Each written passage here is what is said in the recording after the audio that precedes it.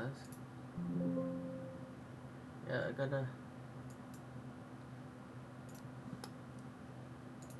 Okay, that should work. Okay. All right. Hey. So, welcome back. Um, yeah, I didn't stream. Actually, first off, I did not stream last Monday. Just because of going was I actually bought Civ 6 at a $5. I think it was costing $5. So I had played Civ 3 before, but not Civilization 6. And so just 3 to 6, that's a huge jump, right? Especially for those of you who never played some earlier version of Civilization, it's not there's not really much of a 3D model. I mean, the gameplay is kind of a little bit the same as 6, but um, with there's animations and there's a bunch of other stuff in there. They Yeah, so I could probably talk about a little bit about it, but I was playing it like crazy. Um, yeah, one time I even played it till 6 a.m. in the morning because it's just my wife says that she doesn't understand like why is it so much fun, but because it's turn based rather than last Friday we were showing the what you call it, Heavy Rain, which is more story narrative driven with a lot of quick time reactions, um, that you guys do, just like I think in the Walking Dead series. So and you just trying to figure things out. Um, yeah. So today I just kind of wanted to show you probably as for recording slash streaming. Kind of want to take this day to kind of be a more of a chill, relaxing day. Um, and kind of the reason why I'm doing it is kind of I'm still having that little bit of addiction to Civilization, and I think it probably and what I want to do at this time is trying to advance very very far, um, to kind of see where at least the new capabilities, um, and whatnot, and it's going to be a domination mode, which means for those of you who haven't played, that it's that rather than in your regular civilization game, you have religion wins, cultural wins, reaching to space science wins, and domination, right? You are Domination is really like just taking over, just you know, kicking at all the major civilizations' butts. Um, yeah, so that's kind of the main primary reasons I didn't stream on on Monday because I just never had really expected it to be very addicting and a part and I think also part of the reason why it took so long then to win, it was I did marathon mode, which is the timeline is just takes so long, so many turns. um, yeah, so I kind of changed it a little bit. um, and I think also another update is that I well I'm kind of a little bit of a chillaxing day, as because just kind of am trying to I it's what the December, no, not December, April 9th. um yeah, the thing that I was kind of been working towards too. So I was doing the bit of mainframing, just to try to see if I could do the apprenticeship, but it turned out to be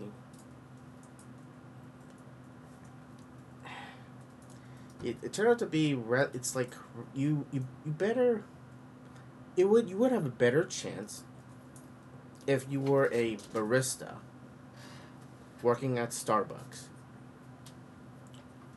and transitioning over to tech, or you're a college graduate CS major transitioning, just doing mainframes. You would have so much better odds for you, um, with this actual whole entire journey, and you know, and it was very very disappointing, because it's like saying, well, yeah, oh, you know, well, with the whole tech bubble kind of been, was saying, now it's unfolding. Just companies are not, or just kind of up with the news and whatnot, they just come up in the air. Um, yeah, I'm kind of in my job, my field has actually just been like offshored to India. I mean, I look at Upworks as well, just kind of as getting some indicators today, earlier, and it was just very very brutal. Like we're talking about like folks just want like $15, $20 an hour. Um, yeah, I mean, from kind of like it's not workable within this in the U.S. and I know that I think right at this point right now it's just me trying to many different avenues. It's a little bit disheartening, and I'm kind of trying to figure out really where kind of to go at this point. Um, yeah, because right now, and I'm gonna be really honest, is that I didn't want to go back into QA. I really don't. Um, I don't know if you watch Pirate Software, but yeah, he talks about his time at Blizzard. Well, I'm going to talk about my time at really the software tech companies. Um, let's be honest. QAs are treated as second class citizen. You know, they're treated as less knowledgeable. Um, developers, they don't necessarily say it. They look down upon. And there's great developers, just like the right now current sentiment about Indian people, right? Oh, they're taking over all of our jobs. Well, it used to be the Chinese are taking over all the manufacturing jobs. The I don't know. This group of people taking everything. This doing everything.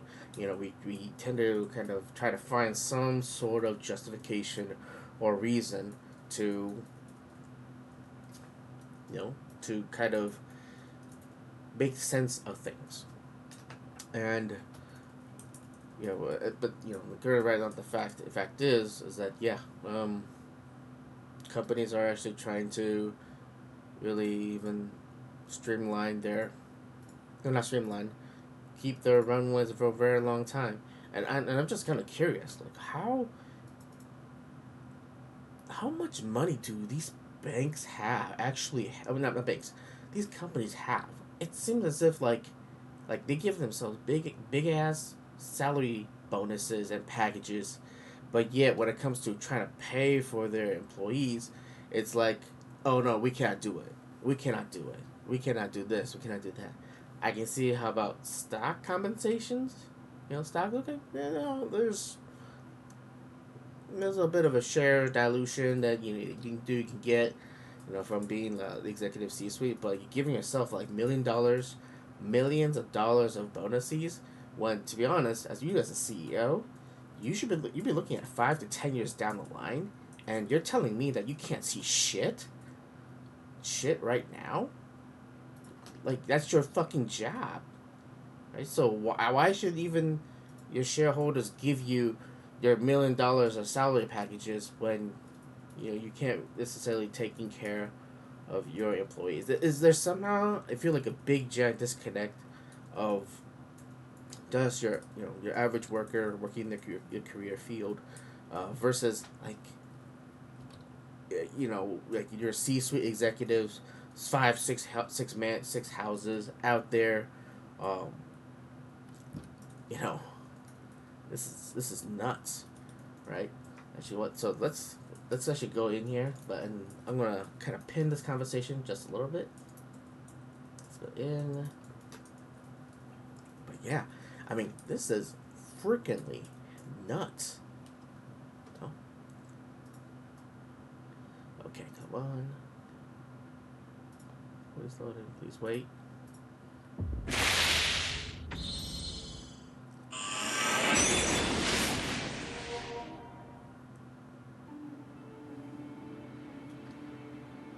And I should have seen this whole thing. So let's take a look.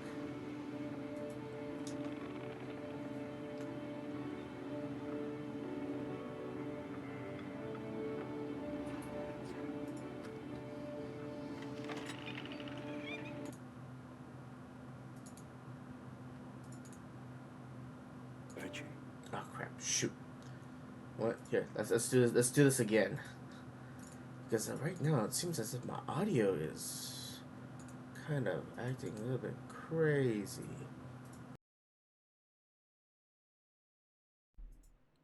Oh, okay. Okay. So you know what? Let's start over again. You know what? I just want to be safe because it was like I think it probably picked up some bad static noise, but it might be using a different audio per se. Should I have checked this one? Yeah, I did. Okay, but you know what? Let's start over again. Right, so welcome back to another video. Today is going to be more of a chillaxing day. Yeah, just really kind of show and try out Civilization 6. From my past background experience, I played Civilization 3 only, not 1, 2, 4, 5. I only played 3, so going down to up to 6 is actually pretty. That's a huge change. That being said, right?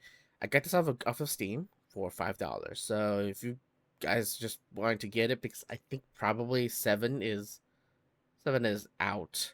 Yeah, seven might be out. Yeah, you go. Yeah, 7 is out. So 6 is like, you know, done. But it's actually been very fun. I That's kind of the reason why I kind of missed out on streaming on Monday.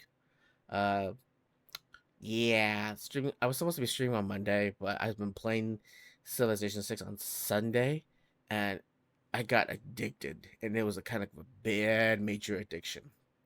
Reason I said that it's really because it's actually a very fun game.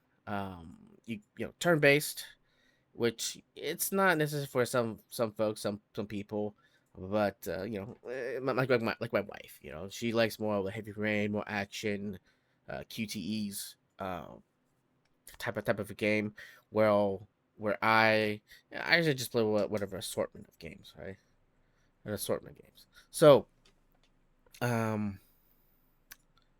that that being said, so I was saying a little bit earlier today was that I kind of also want to do kind of just try to figure things out what to do from here because I had another backup plan, which was to go ahead and try this mainframe framework apprenticeship program. And what I was saying earlier is that the mainframe apprenticeship program, it was really like you better be like a barista, something that's like total out of the field, talent acquisition, nothing in like the tech or engineering field, and you just like learning this new like or you actually better CS graduates, right?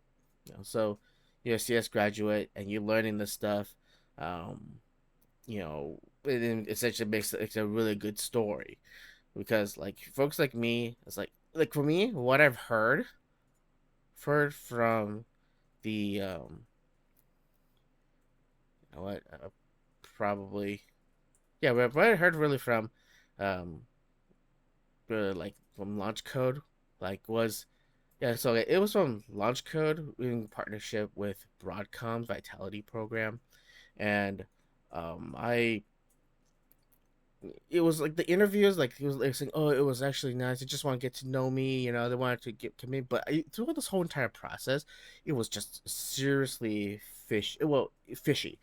The earlier phases of interviews was not bad, but towards like the end, just where how they handled my uh, application, and my interviews was like they were just kind of being really mean, with like saying like, "Well, I don't see your commitment." You know, where's your commitment? Yeah, I committed doing more of these um courses for IBMs, and let's be honest, right now, I'm gonna be really truthful honest, you know, right now they're supposed to send out offer letters. I didn't get any I didn't get any offer letters. So um at this point, if they were to give me an actual offer letter, they would have done it by yesterday. And right now it's that they did it, and their deadline for the offer letter is going to be on accepting their offer letter on the 11th. um yeah, It's as if like you're punished for choosing a tech career, and you are not given a shit pretty much. Like me, you know, being QA is tough. It's hard. Like you have to balance your morality and whether or not like doing what's the right thing versus like making yourself enemy number one because that's your job. Your job is quality, and when they don't give a shit about quality, they run counter to your job. And that's kind of what I struggled through my last 8 years. I really I appreciate the good moments of it. There were a couple of years I had good management, but with everybody struggling, right? What are tech companies don't care about? They just care about pushing out features, testing. The customers can test it for us, or we're going to hire a teams from India. Um, and I don't know if this is actually true or not, but rumor has it that they're already building campuses all across different places like in India. I definitely seen Google have like in Hyperbad, like they have like this huge giant campuses over there, and I was talking with a barber, who cut my hair last Sunday. Uh, Really, you know, I have to say is that doing, we're I'm a fan of open source, but we kind of fucked ourselves out of a job by doing open source. I actually ended up talking with an actual former business analyst who worked at Boeing. She, on the other hand, right, was they were going to try to replace her with the same thing with Infosys. Yes, Infosys like existed like back in the 70s and 70s 80s. Again, the same situation, but try to replace her job with an Indian. Uh, but well, in her case, the Indian could not perform, and she still retain her job. And fortunately for her, she actually graduated. She actually retired from it. And so, but right now it's like a couple questions that come running to my mind is like, how much money does these tech companies have? Are they just running on borrowed money and hoping that they could kind of make it? I can see for startups, but like for like places like IBM, Microsoft, Meta, and Facebook, TikTok. Yeah, that one's on the news. So it's kind of hung in limbo. It's kind of held hostage at this point. With the whole China's US relationship thing, but man, like for all these other tech companies, like I don't understand is like how can you give yourselves $1 million bonuses when your job as the leader, the owner, I guess owner of the company is to kind of look at like you're supposed to be a leader. That's what C suites are, right? Leaders of the company. You are the founders, right? And found what a founders usually leaders usually do. Kind of see things like 5 to 10 years down the line, and you're telling me is that you deserve one multiple X millions of dollars when you can't see shit. Like, aren't you supposed to be talking with people who know and whatnot? Don't you know like how does our current president uh how is he going to work things out, or you know right? I mean, I could kind of give them leverage to some benefit of the doubt to CTO since they were working on the technical side, but same thing, right? You engage with people long, so many times. How the fuck can you not figure out President Donald Trump? Right? He's gonna play like the wind, as as they as he said, I think said in one of his videos, he's gonna play it like a wind. So are you telling me is that you don't have any fucking cash reserves right now, and you're like, oh, let's go and hire folks hire folks from India over there because they're cheaper. Well, one in one sense, right? some people would say, oh, that's a cycle. They're gonna bring them back in, or not, because they can't. Well, offshore folks can't do the job as onshore folks can do. Blah blah blah. Right. Well, the thing is that people are constantly adapting. Right. If you're constantly adapting, and the fact that back in the day there wasn't such thing in the 70s, using the old lady who worked at Boeing, her example, right? Internet was not really a thing back then. People were paying people to learn COBOL back then, but now with open source and with the internet, that game has changed. Like, you can be a like, what is the we're going to talk about tariffs, right? What is the physical services, or the services, or the product, when it can be, quote, shipped over to, I don't know, to this online place that's just maintained by servers in these big giant data cloud centers? They're not in the US, so are we going to charge them per the product? No. The whole concept of tariff, I don't think it can be applied to you know technology companies, software especially, right? Because I mean, you can see about the tariffs about physical things, right? you know can of beans, for example, right? Let's just say it's kind of, I don't know if they should be coming from like China, whatnot, or maybe like Canada or Mexico, right?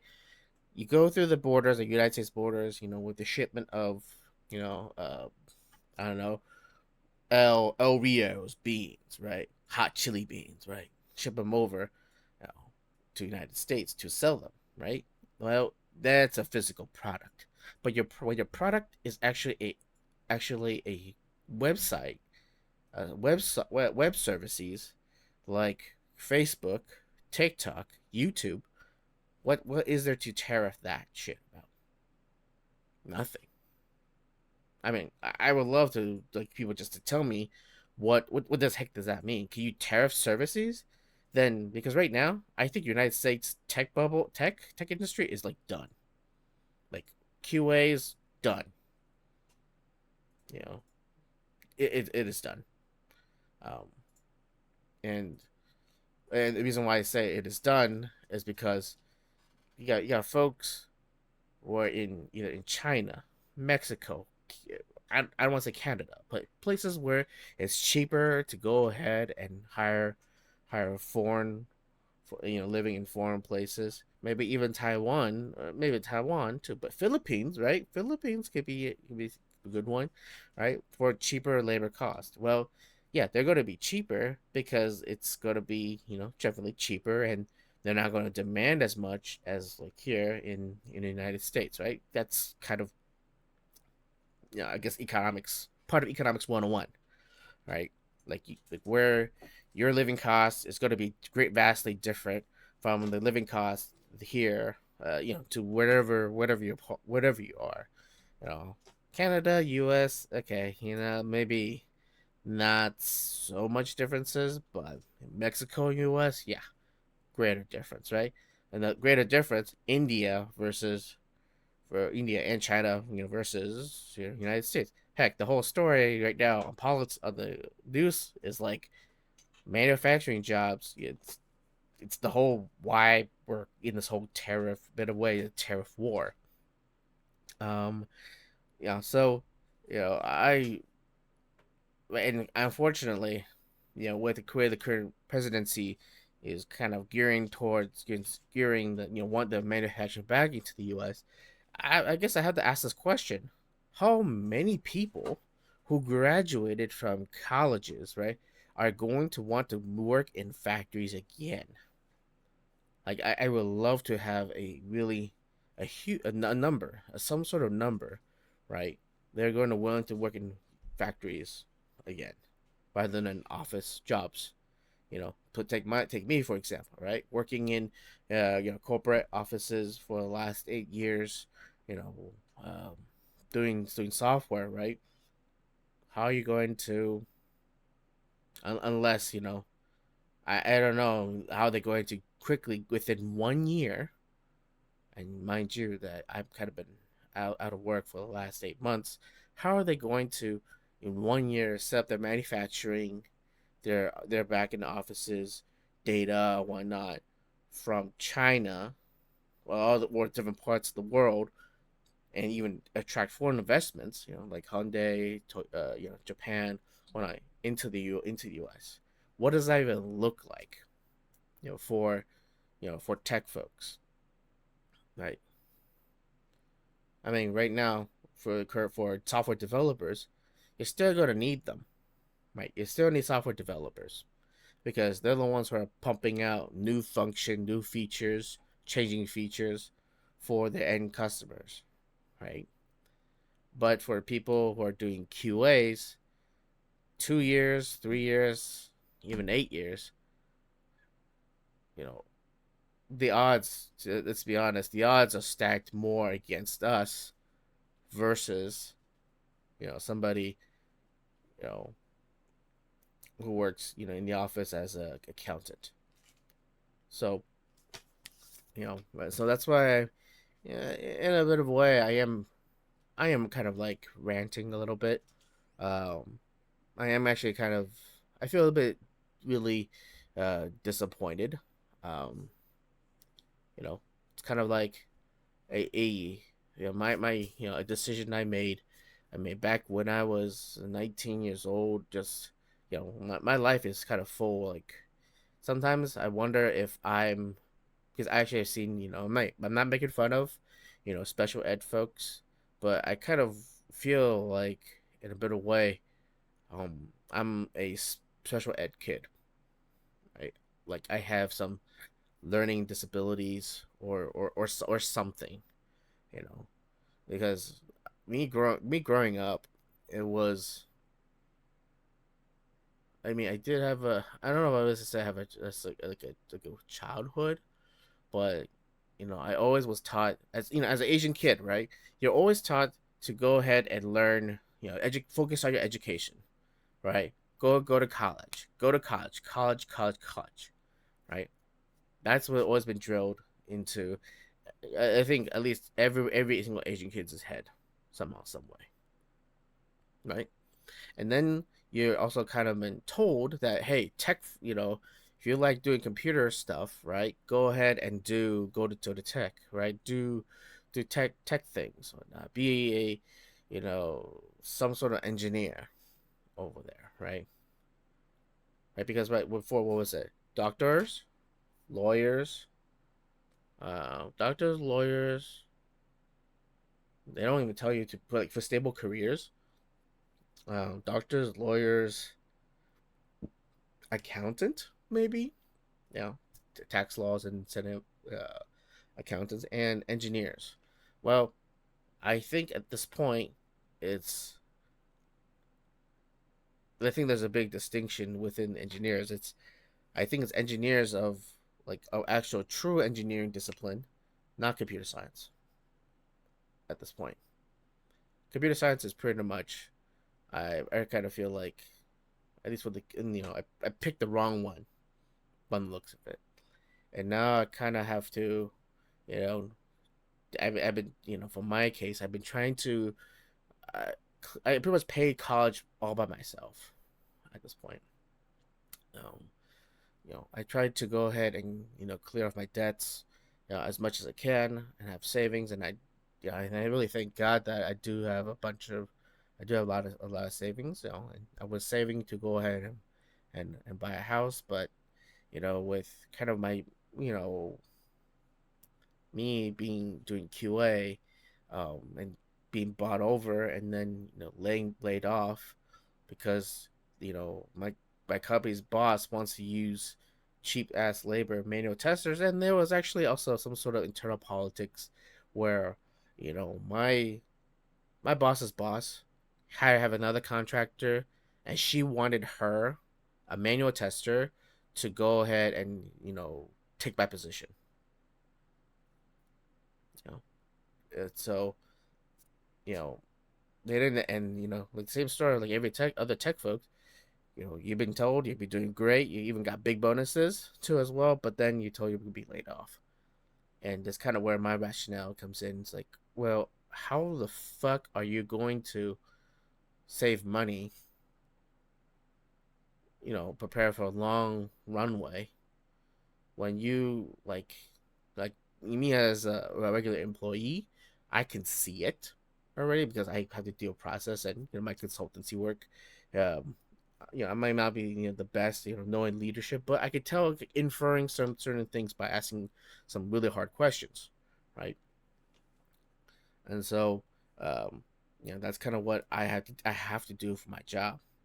Being yes man, no, no, no, it's not yes man, because my job as quality, making sure that, hey, we're doing right by the customer, and we're doing either by legal compliances, and also we're delivering things that business wants, right? So it's kind of a bit of a primitive of bullshit, uh, things that, but it happened. And yeah, and with the whole um launch code thing, um like, it was just felt really unfair how I'm stacked against because of um past history. And I would say, is like, if you do look at my resume, it's not the prettiest. I didn't stay at one company for that long. Why? Well, okay, I'll get if it would tell you.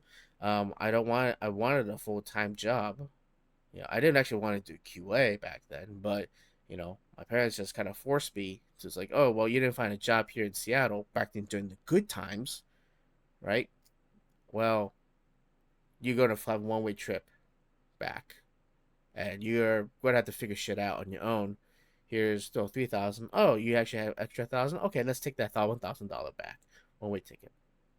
I came back. I came over to Atlanta by myself, and I was kind of realizing that, what, you know um it's hard for it's was hard for me.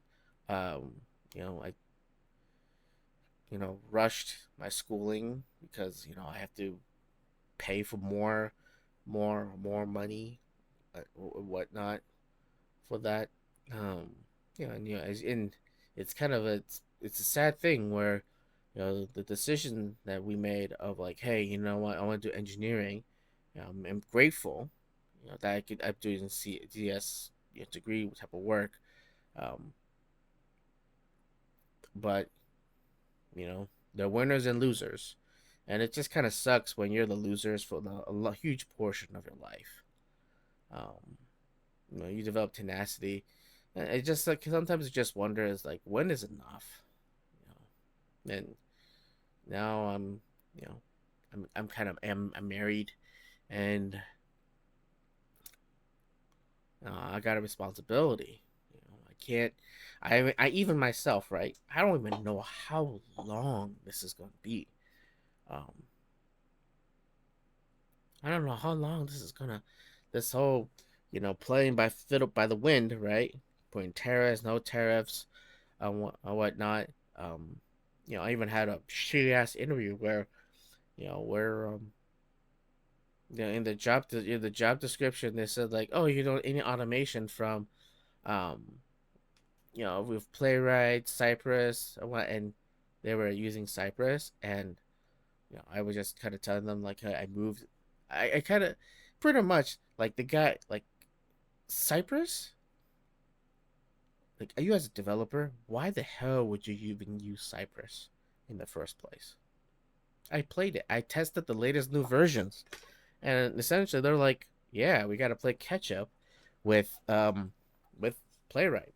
Playwright. I remember hearing it was a team that they were the old teams of Puppeteer, but they got brought over to Microsoft, and they've been using they got to start over, and they used their experiences to go ahead and build a freakingly awesome um, test automation framework. I was a skeptic. He really thought that, with every single automation framework, there's always some sort of gotcha this, right? And the biggest problem with all these folks is, like, they want you to know about the framework. The framework. like as if you memorize the things what to do, but they don't care about if you get the job done, right? You go and refactor the code, whatnot. I can tell you about coding structures, solid principles, refactoring into reusable code, functions, all that other stuff. But what it pissed me off was that like when I was just being honest, like, hey, my assessment was just really like Cypress is just really for beginners.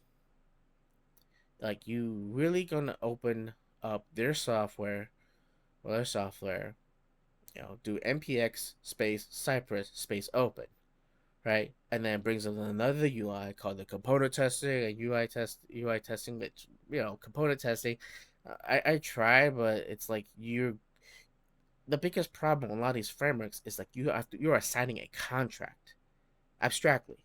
You're assigning a contract with these test automation framework, and you have to abide by its rules. And what I've found out is like the more successful frameworks are the ones that are more developer friendly, right? They're the ones that allow has sort of flexibility. They present you multiple ways of solving things. Um, like Lego blocks is, right? Give you a bunch of Lego blocks pieces and you go do stuff with it. And they would go ahead and fix some bug issues here and there. Problem with Cypress is that no, you cannot do these things because of one. They'll tell you like, oh, these are the best practices. Well, I dug in a little bit more in, and their closure hell, right? Which is that, oh, the function this the function dot then, right? You need to get the resulting variables because of, and you want to do method chaining or function chaining, right? Well, asynchronous calls, you can't really do that. You're gonna since it's JavaScript is built with synchronous, TypeScript is synchronous, so it's you know you gotta do, okay, when this operation hits, give me the APIs for this one, and I'm going to do another API for this one. I'm going to call for another API for this one with this results. You know, chaining all the way down. Right. So okay, so here's another one. Like, okay, well, how's Playwright even better than that? Right. Well, you can make it synchronous call, and you can have a wait and assign it to a variable. Oh wait, yeah. So the problem with that is Cypress has this thing called aliases. It's, to me, I would love somebody to teach me about more about Cypress, and just like, hey, run me through like how's this, like, am I looking at this wrong, right? Because the Cypress I'm referring is like, we're, because of the variables, um, we're not liking it, so we're kind of doing it this our way with aliases. But aliases are essentially like variable assignments. So why are you going off on that? And now you have this whole huge ass problem coming down. Right? So, it's very, very, in a way, it's very problematic.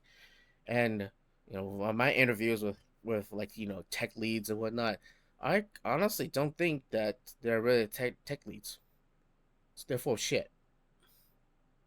But again, right? You may be right. You may be very, very right. You have the best answer, but you're not right, because guess what? They have a job and you don't. They're paid and you don't. So that's just how, in a bit of a way, being right doesn't. It's, I don't know. It's kind of like the whole saying about kind of the folks being right, but you destroy the relationship. And so now, when you really need somebody, you you know you're screwed, right? Um, but there's supposed to be, right. Hey, ideally, you're supposed to, as engineers, are supposed to go ahead and have a discussion, to kind of figure things out. And with a, and I do hope, I don't know who the heck who's watching. Um, if you're a hiring manager who's watching this, and I'm saying some things that are incorrect or wrong, hey, let me know, right? Let me know, because I'm trying to understand. Because the way I see it, it's just that Yeah, there's a bit of some of a power trip, power play. When the people got into the condescending mode, they're like, "Oh, well, I know more than you." Well, I don't want to piss you off as the interviewer because we're not colleagues yet. And when I'm just being honest, it's like, hey, I moved it off because we want to be more developer friendly, right? Developer friendly in the case where if we needed help from the devs, they don't need to spin up Cypress and stuff. They can just do, oh, okay, npx playwright playwright play. Oh, okay, you know what? Here, let's look at the JavaScript code, right? There's no like an extra black box layer, and you don't. And there's also like to this day, there's not even a local development of parallel execution. That was in testng. It's in test JUnit. They don't have it for Cypress, and that they themselves said that it was a business decision to force them to start paying them on the subscription fee for the enterprise edition. So if I were to say that to the interviewer, I already can tell I already could piss him off already. Not because, oh, look at me, I'm so smart. It's like, look, I did the pros and cons of it, and you sticking with Cypress, you're gonna have to do the whole shit again over again. You think that this company is actually willing to go make money? They're out to make money off of you. They kick out their former VP of engineering, Gleb. You kick him off. He was the one who's like really wanted to do this whole developer, be open source friendly and whatnot. A man with a good heart from the looks of it, and they got bought and he's out. Um, so you know, yeah, and I guess in the end of the day, being right doesn't feed you anything.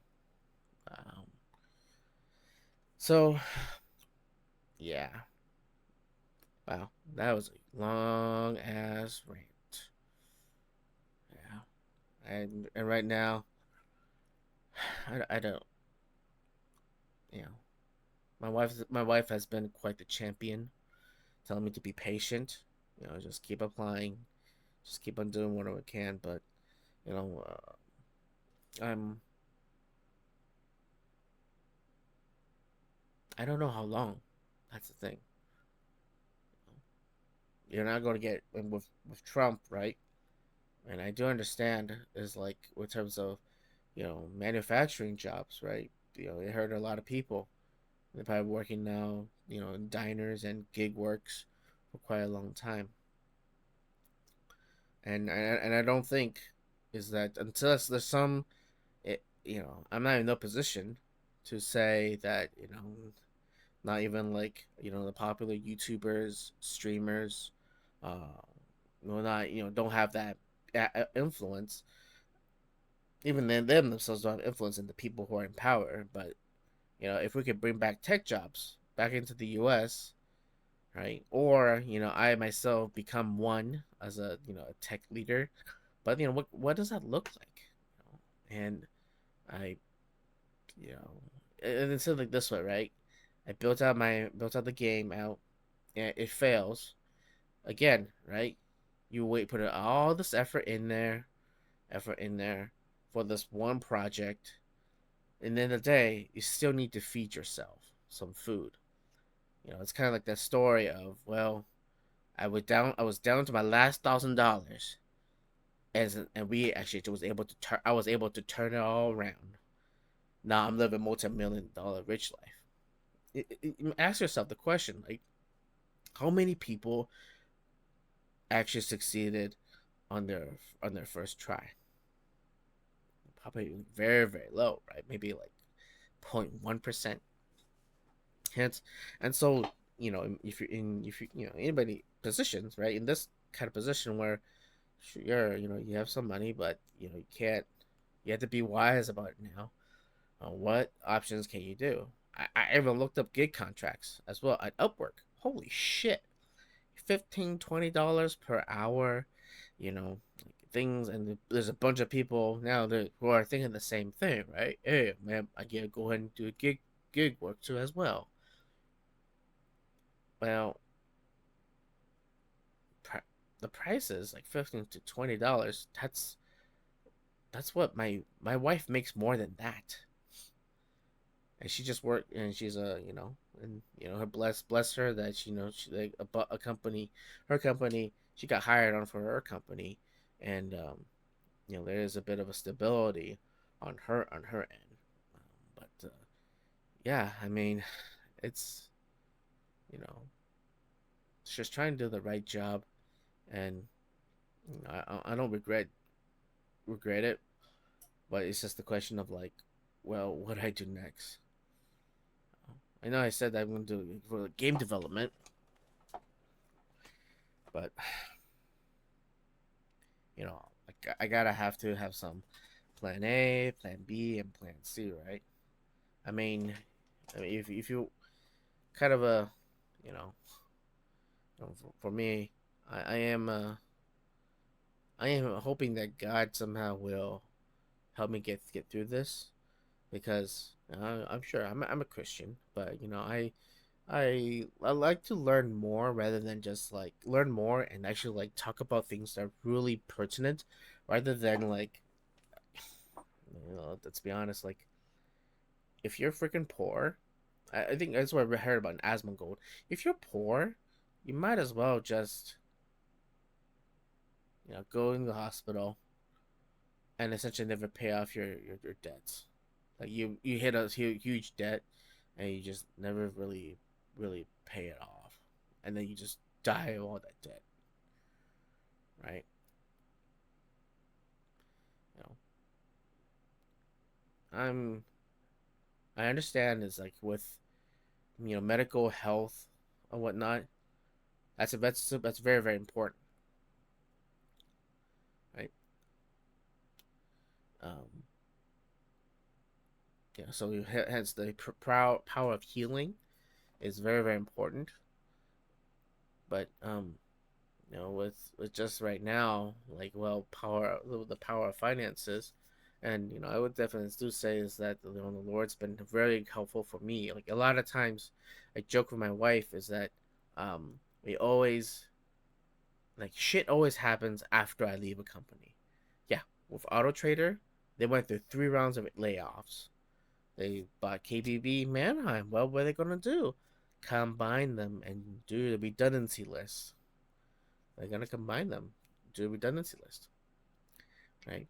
And I left before shit hit the fan. But at the same time, when I was a developer at Norfolk Southern, where like I was discriminated against because of I'm a junior developer, right? I don't know shit. I could use a mentor, but to be honest, our senior developer, he's always have his our senior front end developer, and they were using framework, not Angular, by the way, not even a popular or more modern used one like React and whatnot.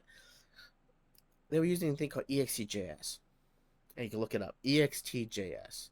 That shit, his documentation was completely off. Right, version 2 and version 3, whatever they have, was not. It's like it's a completely new framework, and I can't. If I'm a junior developer, how the fuck am I supposed to figure this shit out when when my more senior coworker, my I guess former friend, core colleague, he can't even figure the shit out, right? And the most senior guy, uh, he's stuck in court every single day litigating with his wife about his custody and shit.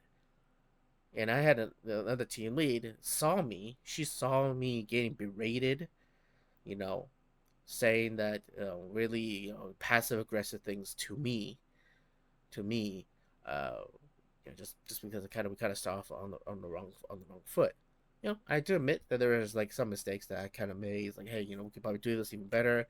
Should I told them? Yeah, bad impression. So I do get that, but I'm a junior developer, right?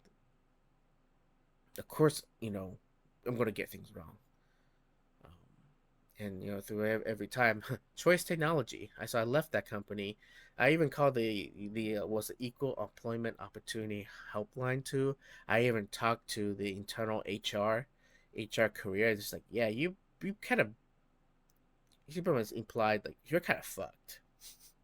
You're fucked in this group unless you know do a switch and run a different career to somewhere else. So within the company, um, so yeah, kind of the last straw was being thrown into a on-call situations where then had to write an RCA root cause analysis. It's like, well, yeah, you guys just hang me out to dry for show for shizzle.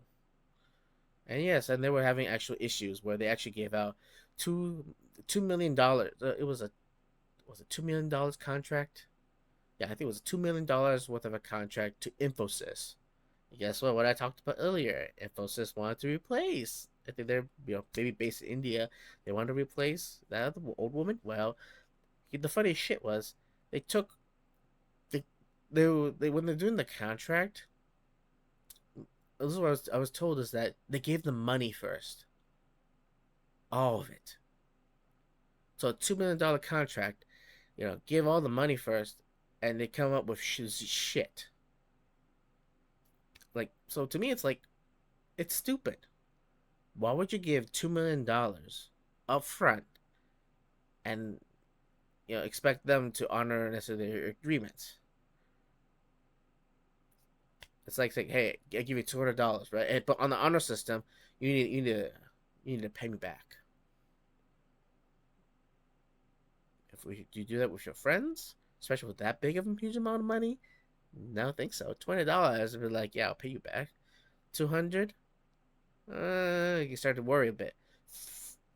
$2,000, you start to be asking questions, and you really want to like, I'm not gonna give you $2,000 straight up.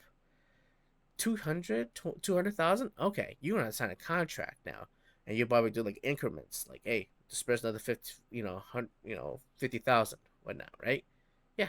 So they had some fucked up shit with that, and I was actually stuck with what you call it, with unnight call from India about something, and I'm like, I really asked them. I asked them, I was like, hey, will anybody be able to help me with this? Because this is my first time. I've never been on this project. I said that straight up. Like, I've never been on this project though, so I don't know what I'm doing. Oh yeah, it's fine. Well, no, no one's gonna call you. Well, guess what? Somebody did, and I had to make phone calls. Um, and ask them like, hey, can I get some help, whatnot? I don't even know what I'm looking for. So I set up a failure, and yeah, even eventually my ex coworker, he left for Facebook. Left for Facebook. So a couple times down the line, I met another guy who came after me as well, but he stayed with the company. And with railroad companies, you do get pensions because hey, logistics, and probably had a bunch of money. Right? You still need to transport your shit around to the different parts of the country, whether it's like you can't ever do everything by air or truck, but with a lot of big quantities of stuff, it's by rail. So rail is still important, um, right? So just another history lesson, right?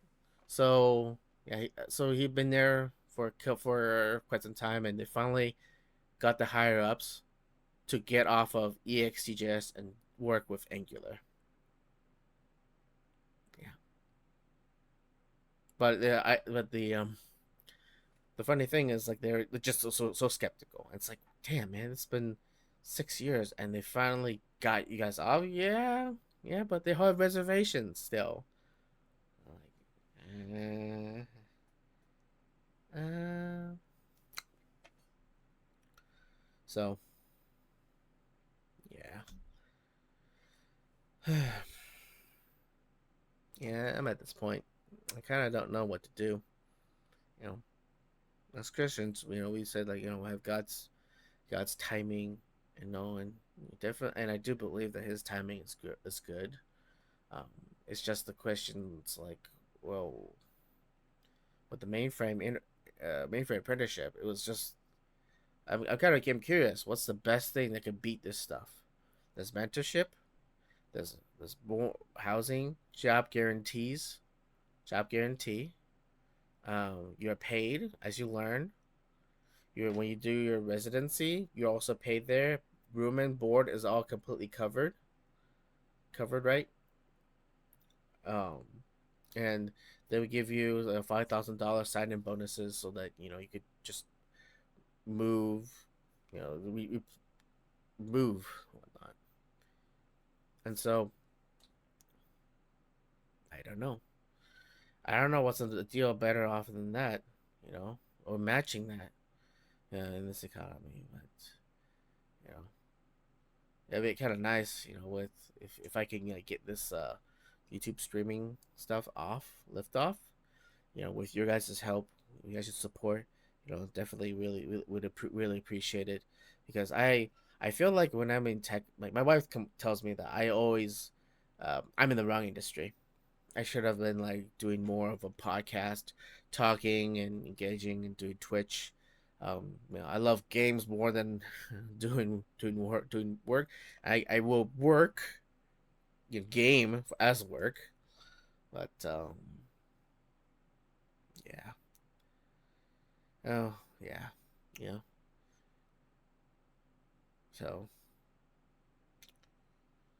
yeah, so let's go ahead and resume. So let me do a couple options here.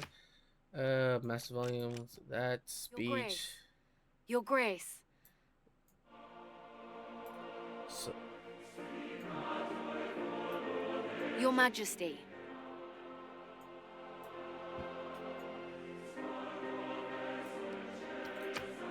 okay, let's confirm that, and let's go ahead and resume. In the beginning, legends of flying men soared. And today, you are on the brink of transforming those legends into a reality. With flight and new forms of communication, you can create a small and intimate world. But at what cost? Our competing ideas of how to govern and how to live threaten to bring conflict on a global scale. You must choose your own path through this rising din of ideological oratory. All right. So, to kind of give everybody an update of where I am right now. So I literally took over this whole entire continent. Right, and so when I first started playing this game, I felt the audio's a bit too loud. Your Majesty. Okay. So when I started with this game, right, I actually played it in Prince mode, so it's pretty much a standard mode, and I was like being Americans, hey, go America, so literally was on the freaking playing the world map and just conquering the whole entire place, really.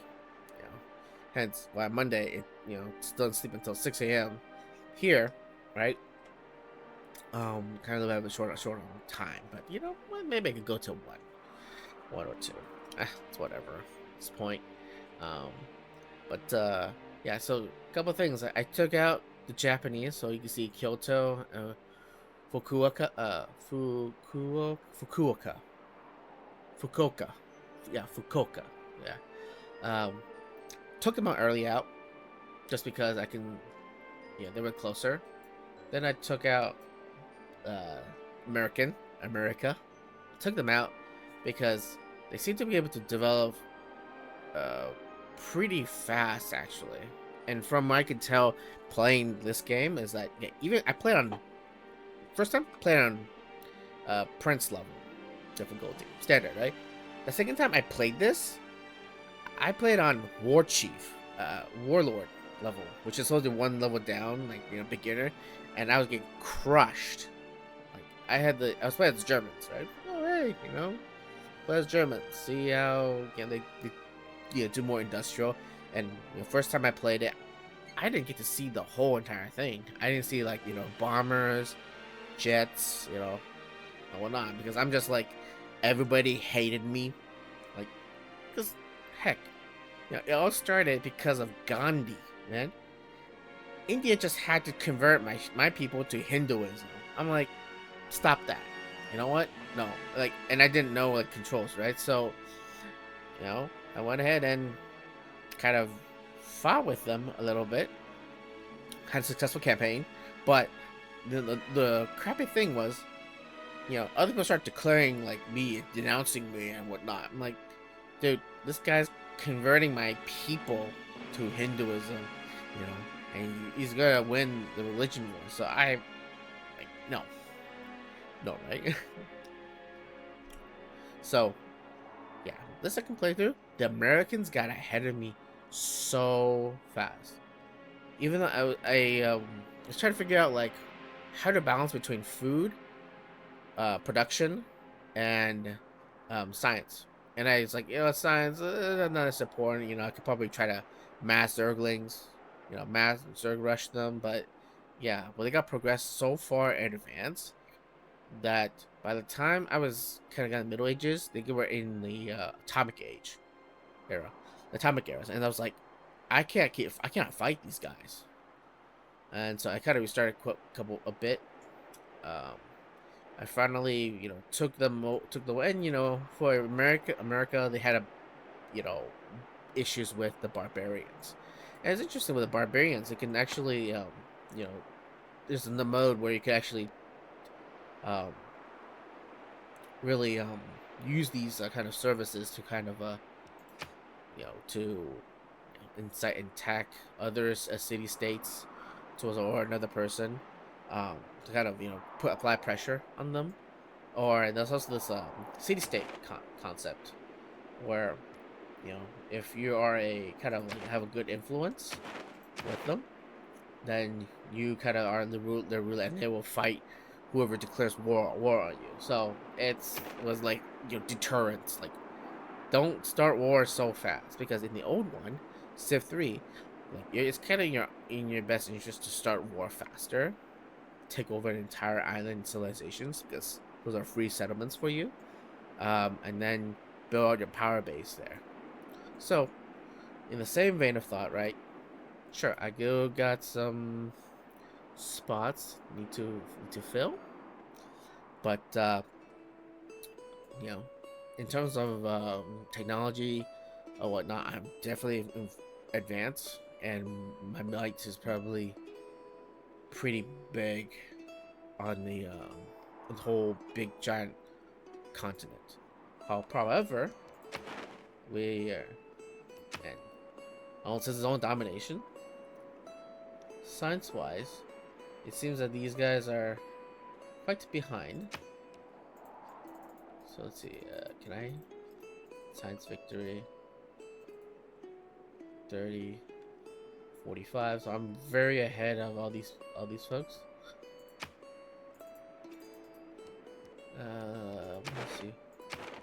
Okay. Yeah. Yeah, so there was actually a couple other things here too. One big one is like workers. I never thought that workers can be. I thought workers in Civ 3 was like, you just they make things like you better have like good workers, because they help to kind of speed up things and, you know, give you more production in transportation. So, however, in this version, I think Civ 5 had the same thing too with workers, but in this version 6, that they took your workers, you can use them for only a certain number of times before they disappear. So you get a constant build out workers for, you know, for settlement improvements. And so right now I'm going ahead and improve that. Let's see, what do I have here? Okay. Well, alert. Oh, one other thing is that now for cities, like, they also have their own natural defenses too as well. Meaning that you don't need to sometimes place a unit. In the early ages, you will, but once you put the walls up, whatnot, they also have encampment districts too as well, which can also fight on your behalf. It gives bonuses, it's like a more fortification for that. Um, so we're gonna fortify.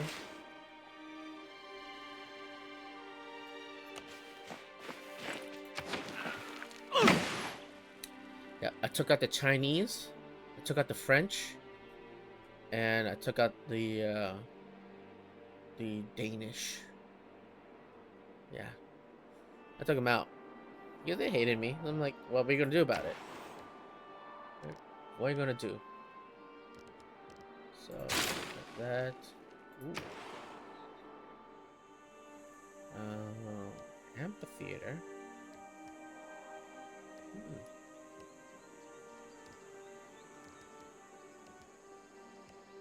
Wait, this is Bergen? Ugh.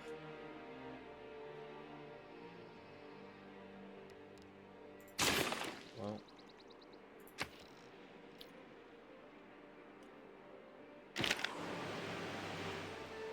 Okay, so...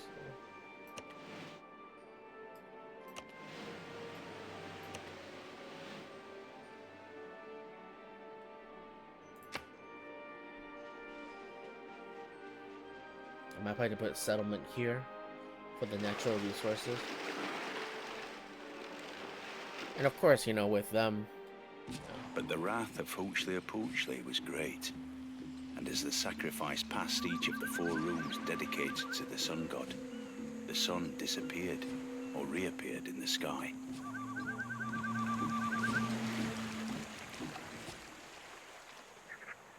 Yeah, the animations, the voice, the voice is actually pretty cool. I really enjoyed the voice. It's just, it was kind of a, I kind of turned it off because there's no, my wife's a little bit annoyed by it. So I was like, okay, oops, sorry.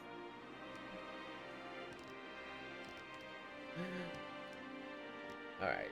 Oh, yeah.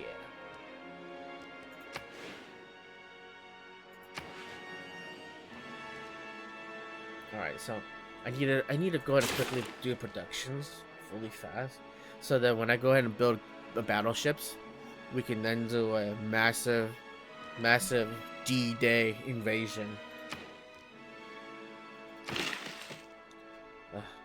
Just kind of getting up to that point is...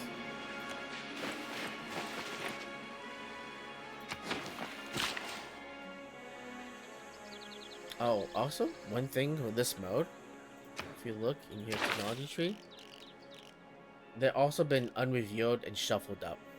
So, I'm playing different barbarian mode, and shuffled technology tree as well. So, yeah. Oh, actually, I can take a look at this. So, he's on over here. Renaissance. Computer age.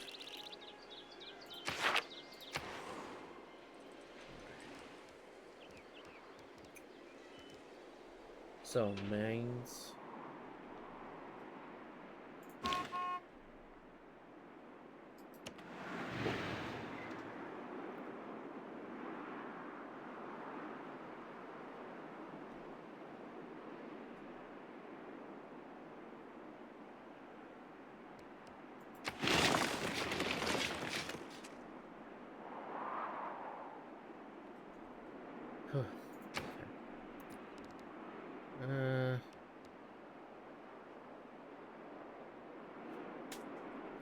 Two and then amenities.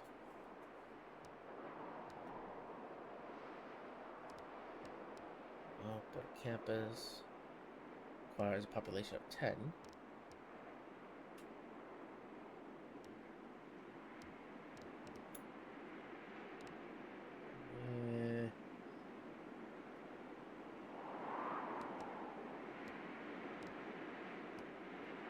Yeah, I'm making bank now. You know what? Let's go ahead and increase the factories. Alright. Calais. I guess the question I have is aircraft capacity 4, but they're not happy.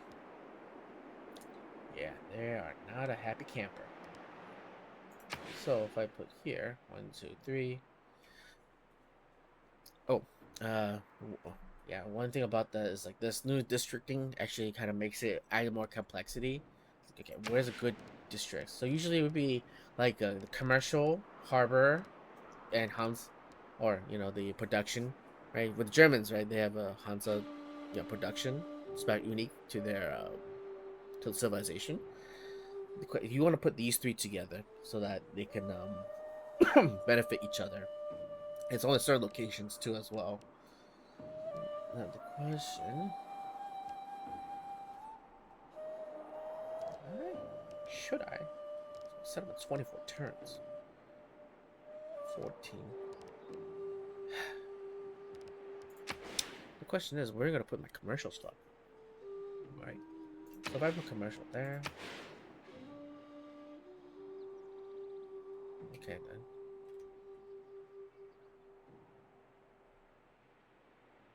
Oh wait, hold on.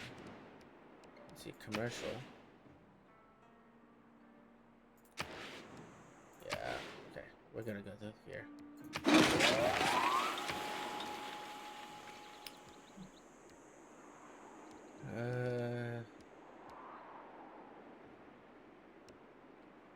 Yeah, you need to. Yeah, you need workers. They've just been conquering so much.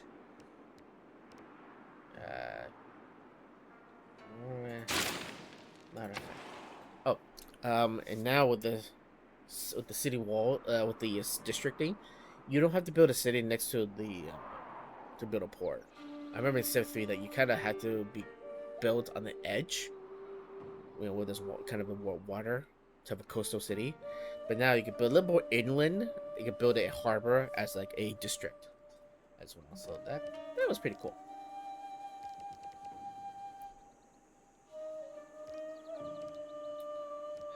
Okay, let's see. Yeah.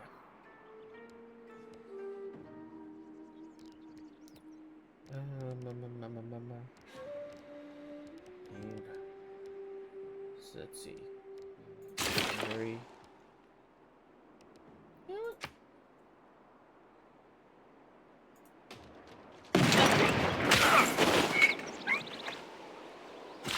Oh, I love that. That sound of gunpowder. Oof.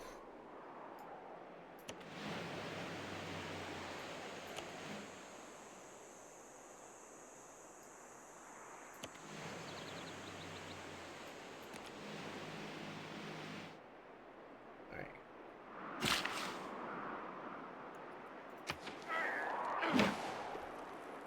Move the domain down. Yep. Go Carthage has been defeated. Yeah.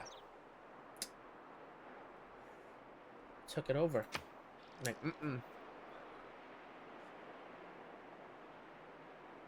There are three things extremely hard. Steel.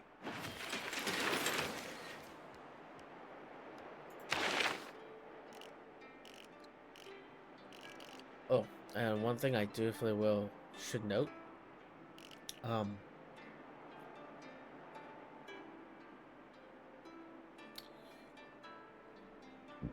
Definitely one should note. You kind of consider about the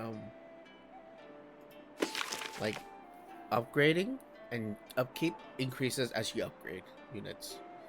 Um, it'd be kind of cool idea is if like you try to this is a little bit more of economy based. Like now since we're kind of living in the era of tariffs, like tariffs, economy, trade, a little bit more sophisticatedness of trade can actually kind of be helped out with civilization game. I just kind of think like economical games could really perhaps help this game out. Let's see. Oh, upgrade to nuclear submarine. Well, I can nuke them. Oh, okay. Extracting artifact.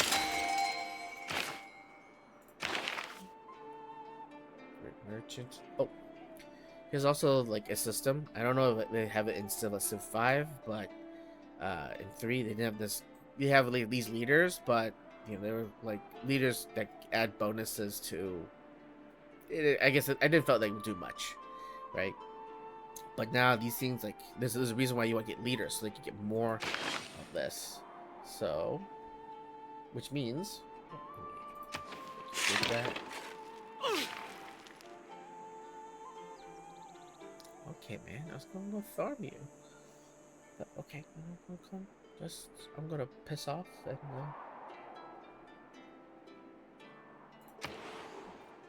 Alright, Lonzo. And what does this one have? So you're not happy. You have a barrack. Okay. So I don't even know if I want to think about having a barrack.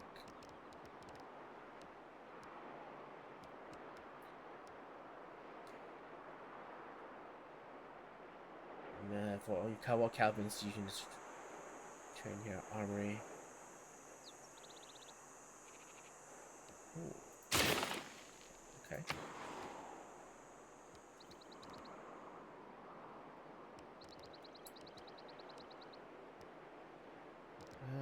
Probably try to get them some quick wins for this guy.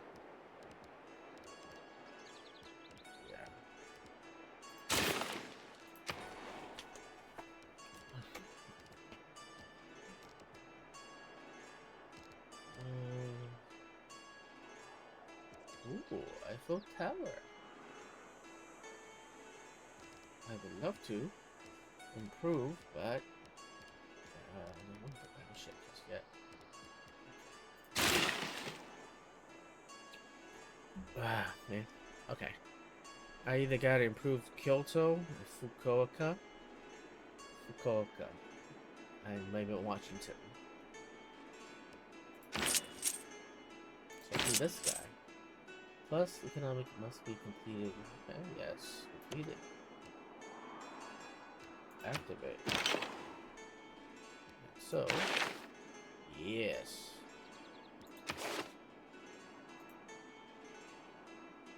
Plus more economy.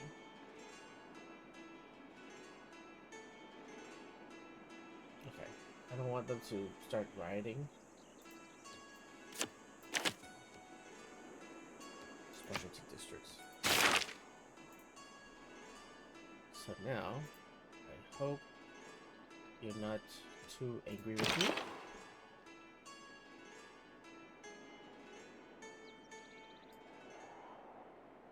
Okay, so let's see here. So 1, 2.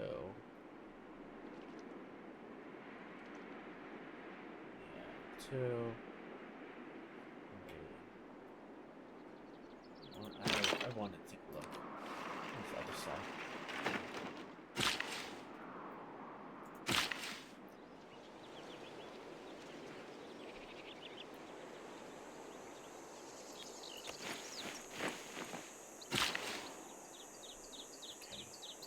Here, I could probably should put a science center here.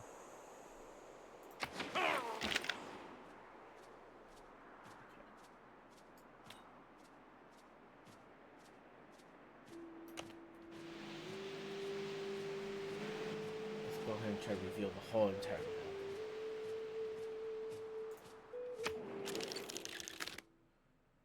You don't like me? Yeah.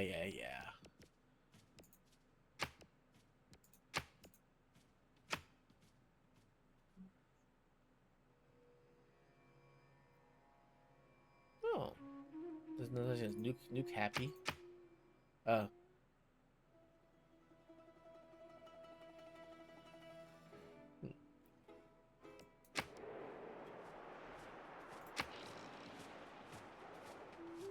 Lekakatlit like Kali Pampa Shiki Mojotl one. Tineki titlakia motlakame kemen tlakotliwen. This is pretty cool. I like the animation when they were doing this for, but it's annoying though to fight against this guy.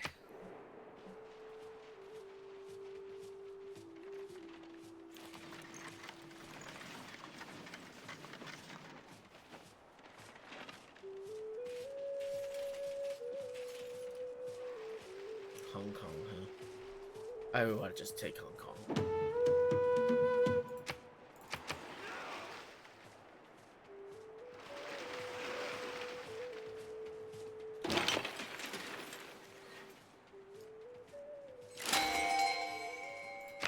Oh yeah. So, can I get a battleship? Oh, right. Our populace has attracted a great profit to our lands. Send this most holy person to our holy site and rejoice, for the time has come to... Yep, that's the advisor. The advisor is going to help you to kind of like know what to do. Actually, think about it. Here, let me game. I want. Oh. I think at this point, I kind of confirmed. No need for her to keep talking to me. But let's see. Division factory. And in this playthrough, I just wanted to see the full extent of it. Because I might even play 7. Oh, that's gonna... My wife's gonna be like, oh, this boy, why? Why you gotta try me?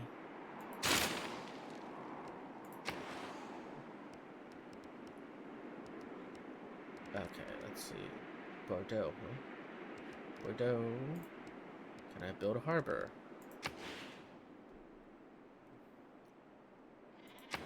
Actually, here. Commerce Center. Okay.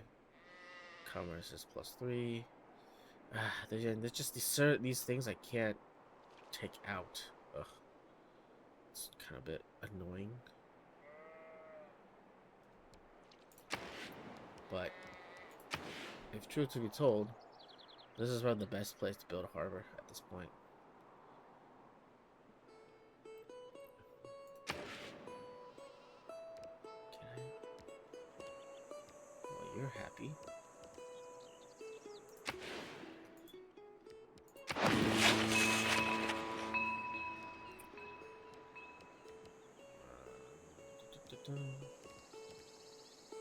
Free people. Kind of want to.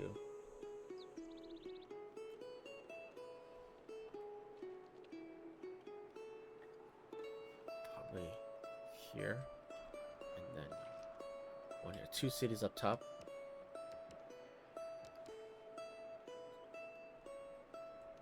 Oh.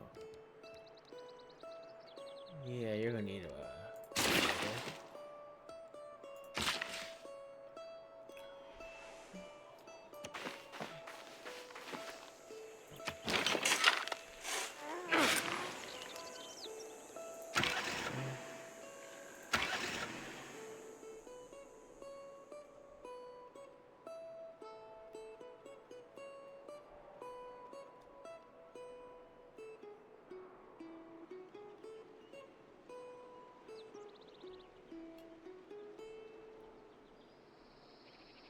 Okay.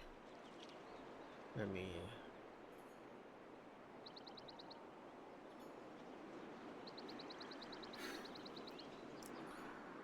Charming, production 1, desert.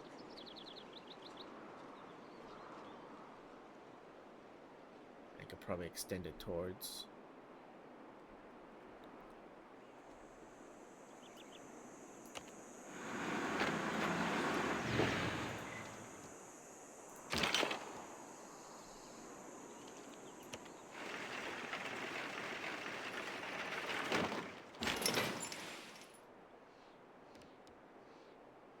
Instant critical. Yes. And we're promoting it. And we're gonna increase your combat strength, sir? Oh, where's the other? Trader. Fuel cannon. Ironclad.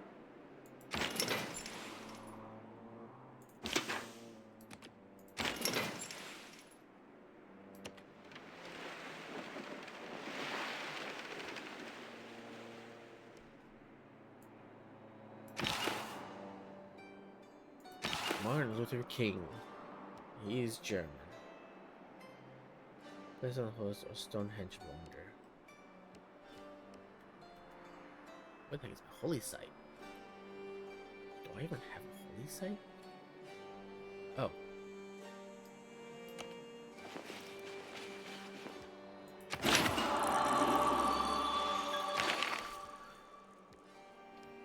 Alright.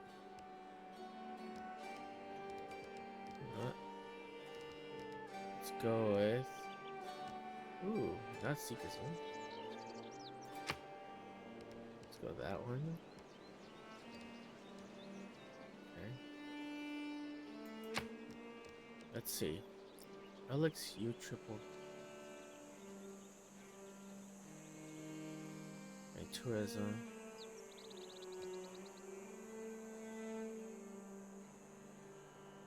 Each citizen faultless. Oh. Let's go and get that guy. Musk. Tithing. +1 gold. Papacy. Culture bomb tiles.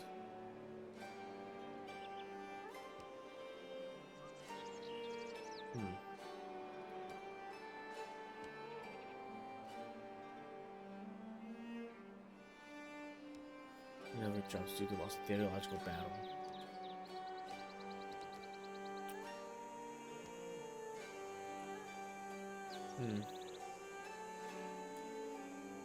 Patagonians.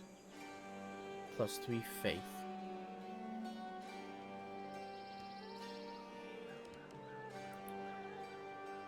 Each campus community is following this religion provides one set or. I think I kind of like this one. Stewardship.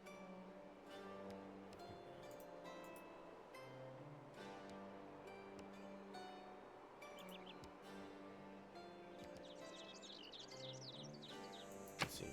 Oh. Nope. Let's go Protestant. Yeah, let's get work ethics. Science.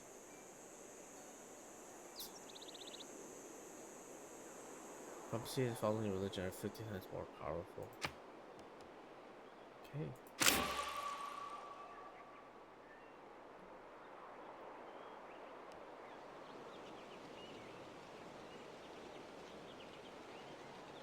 An apostle to evangelize a new belief.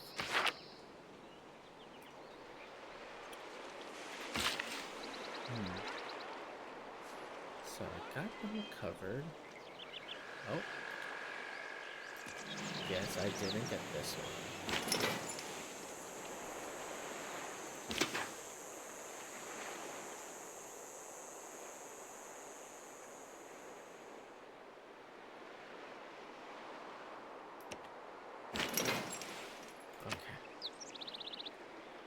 Wait. I need to start my navy. Oh, okay. Well.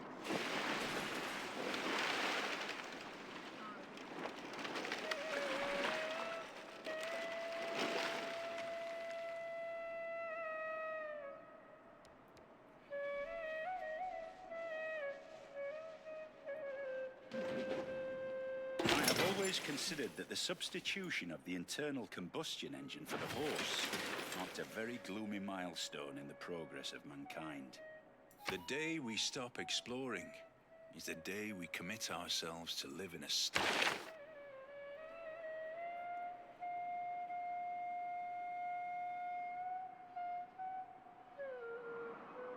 Merchants trade +2 trade routes.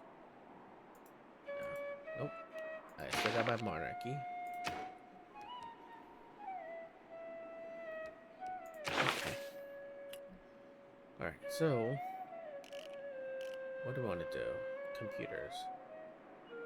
Additional spies. From 2 camps.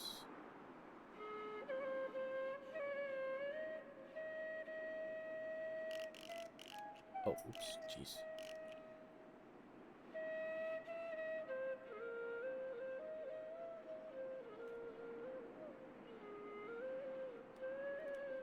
Fleet's armada to be trained directly.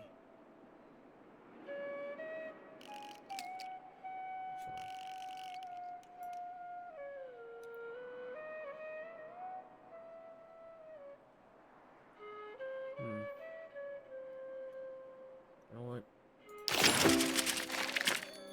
Let's go that one.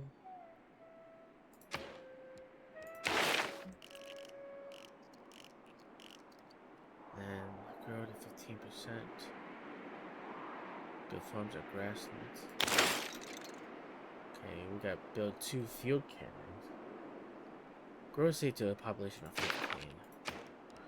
Well, I'm trying to, sir.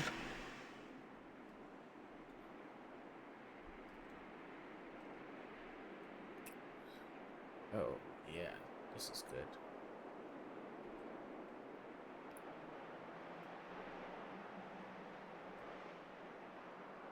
Wait, right there, though. Kind of want to build.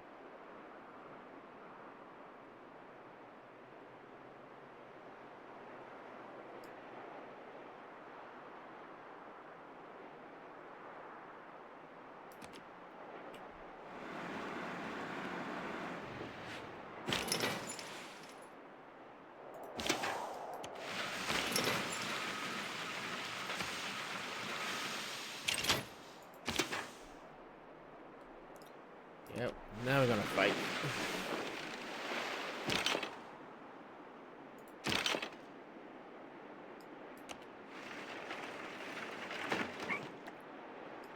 I want to see what's out there. That.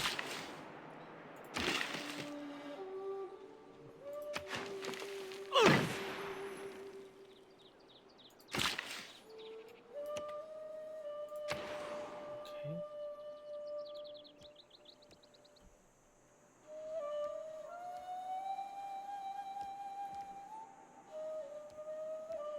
Jeez, but they're that dissatisfied. I need to build your entertainment. Actually, can I? Let's get you this one.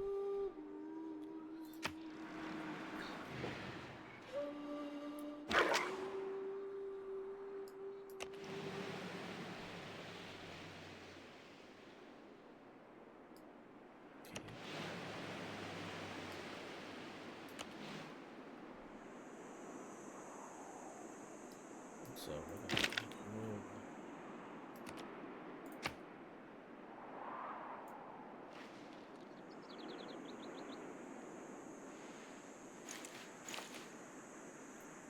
I should pick this one over.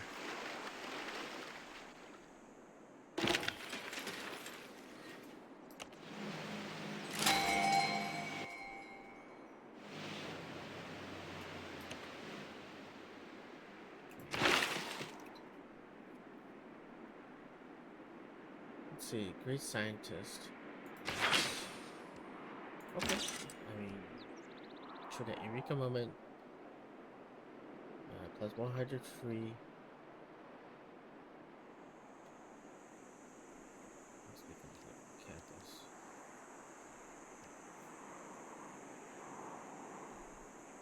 Yeah, you see how we get these great people. You can then actually be able to go ahead and be able to be ahead of other folks.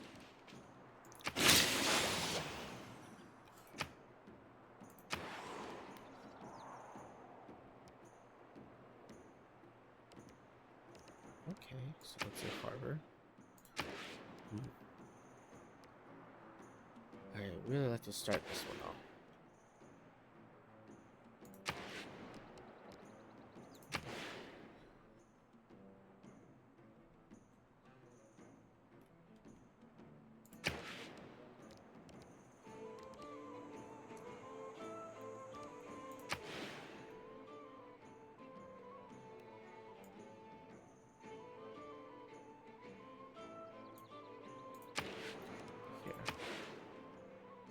Hanska.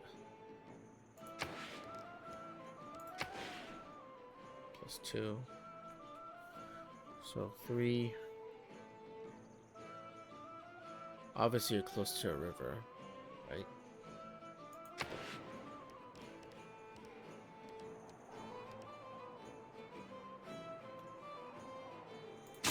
What?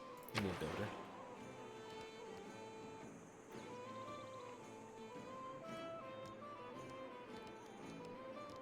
I think you knew or...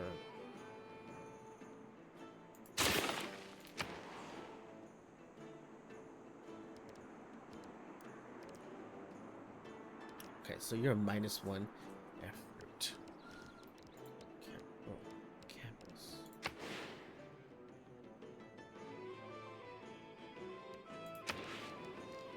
What the heck?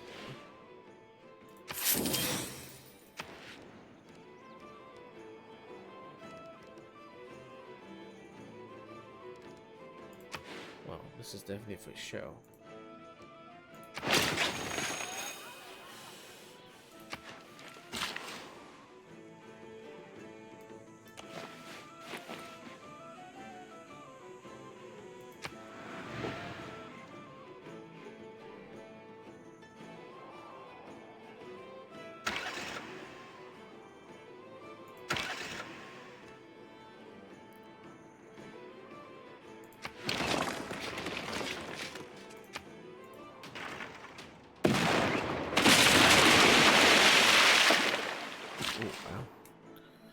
That's actually a pretty loud sound effect.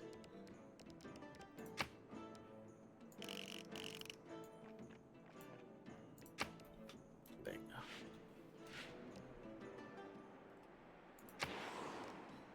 go. Okay. Yeah.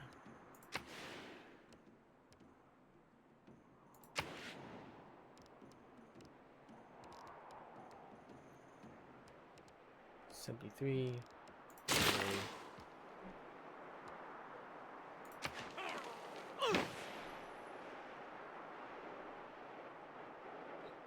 I'm kind of just letting you taking over this region.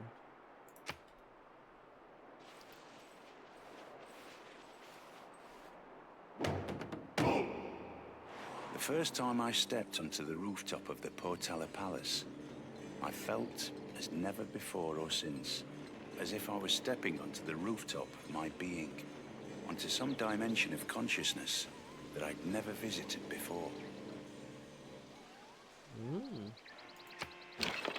You know, for a moment I thought this one says Potato Palace.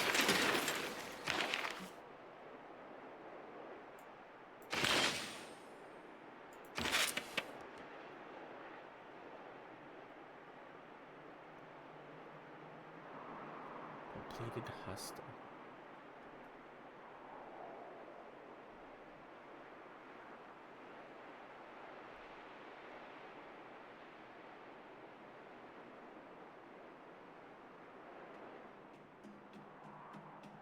Okay. Alright, let's...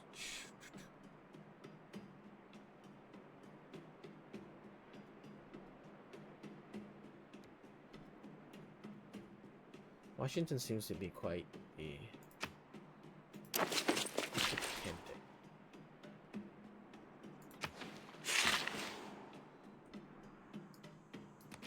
Go ahead and get that.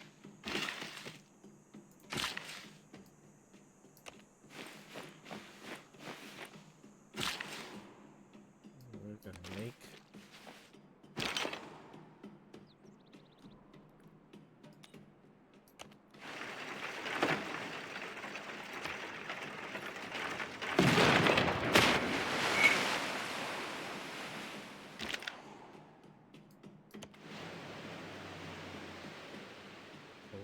okay.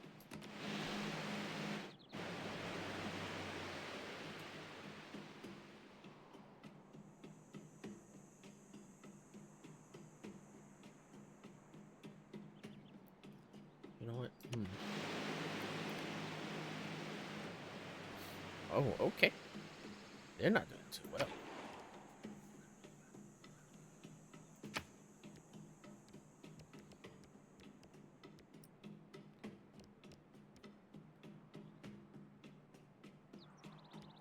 I kind of want to build this aerodome.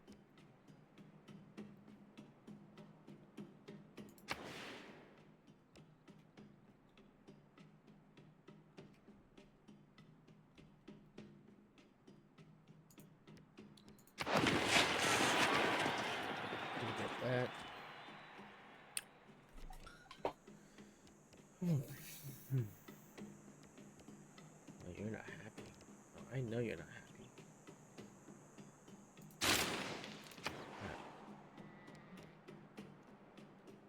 Lavanta. Holy site has been...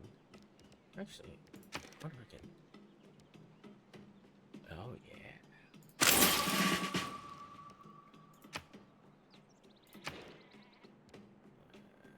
Ooh.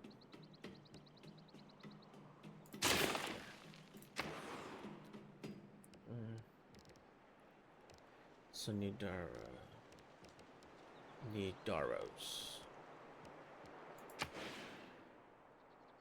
Oh, for production. Okay. So here's kind of the thing. Oh gosh. Oh. Okay. That was kind of weird. Yeah. Okay, so Nidaros. East side or west?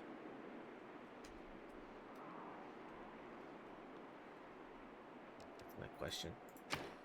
Because building this, I mean, it makes sense we could build for these productions over here. Commerce is gonna probably be here, right? Question was the commerce side, or we can build commerce.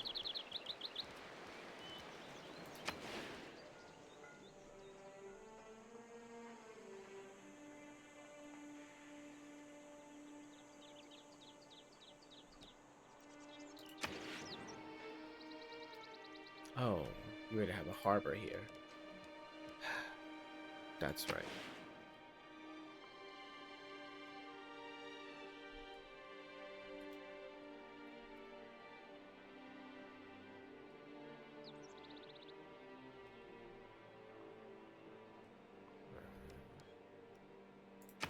I'm not a fan of this.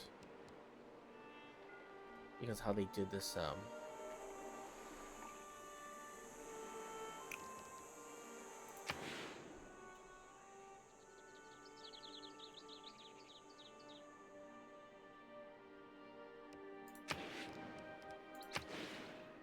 yeah, didn't optimize this. Oh, it's gonna be kind of a bit nasty.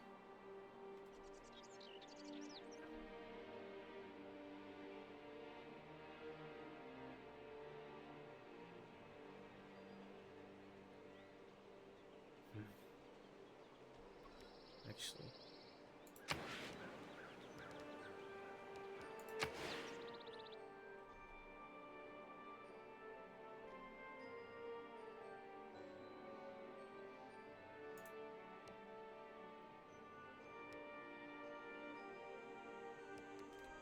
Oh, nope. Oh my gosh, I can't decide. What do I want to build? Where and why?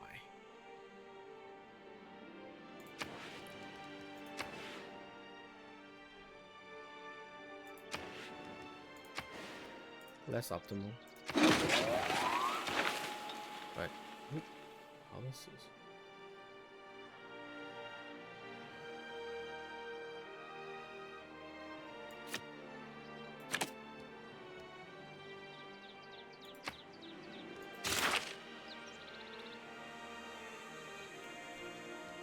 Holy crap. Okay.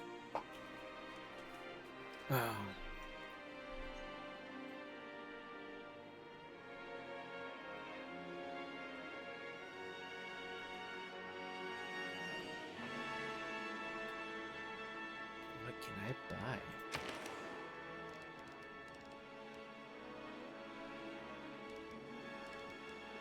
Ooh, iron. What's what ironclad destroyer?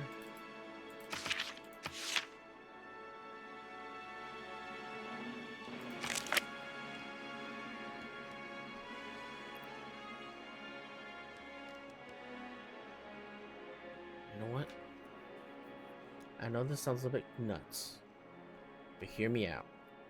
I'm thinking about buying more traders so we can max out the trade.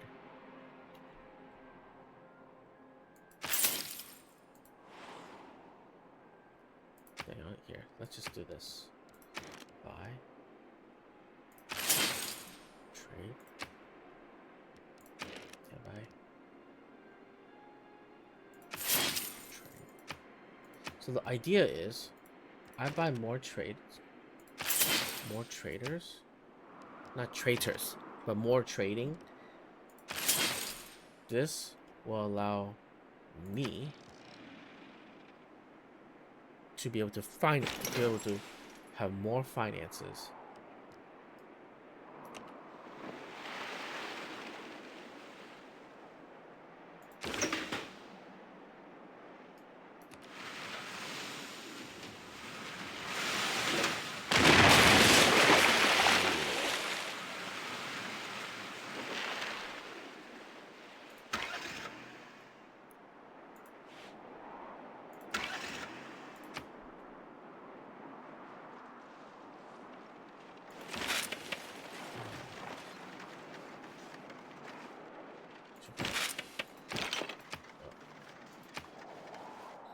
Yeah, okay, I'm dumb.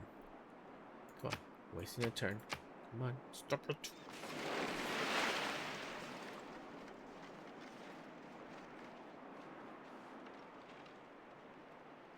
No, probably.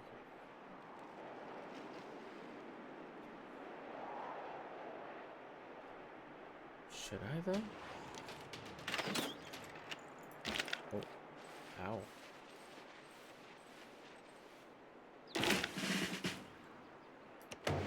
Oh.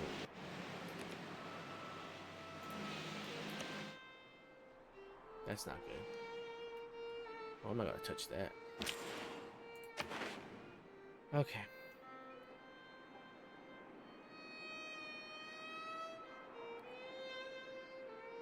I need more money.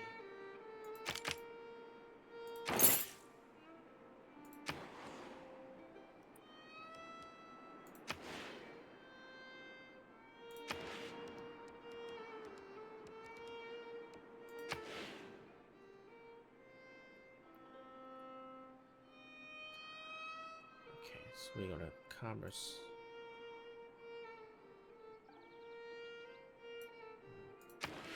Where am I gonna put this?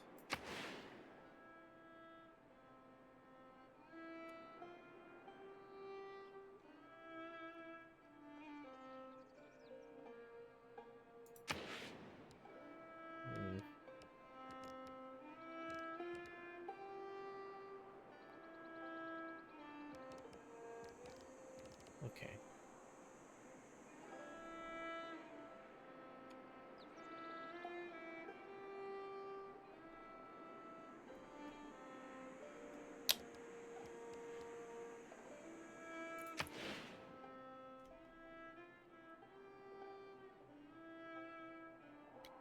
Honestly, it only makes sense. Commerce is right over here. Yeah. Okay.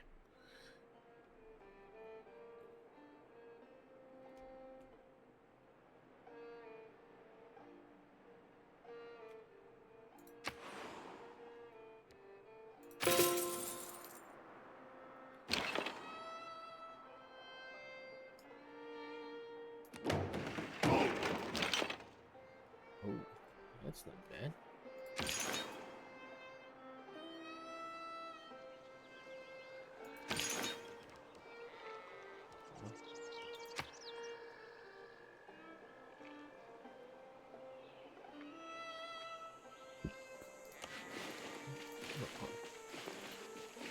Oh, no.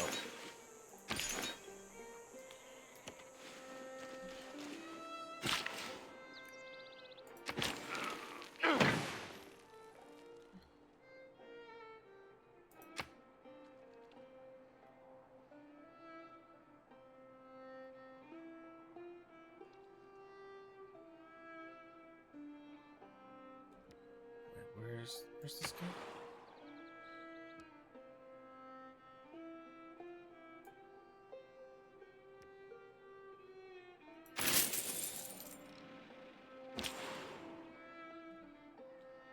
See, this is what I'm talking about.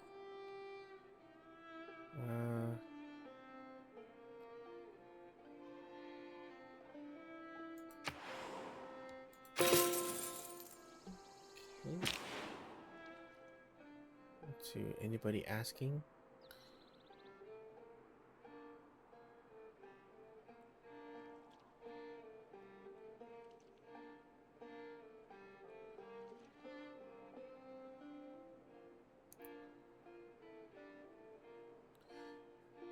I think at this point probably need to get more production base.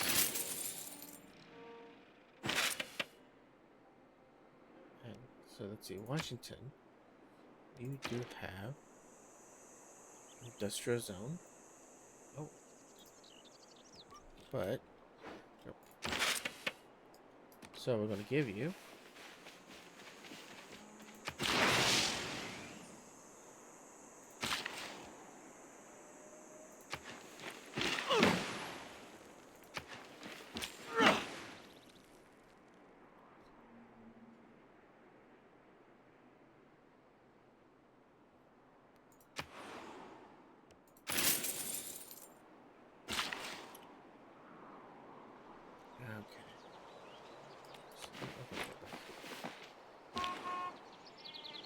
go ahead.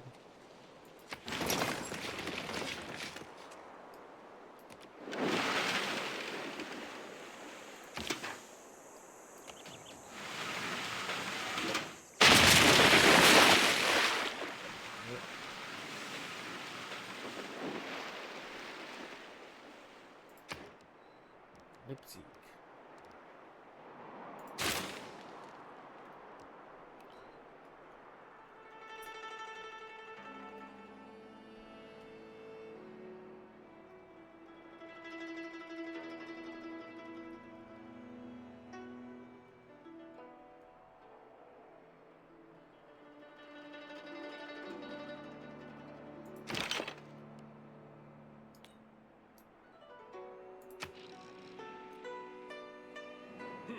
Ваш народ достоин восхищения. Искусство, наука. Чего еще желать?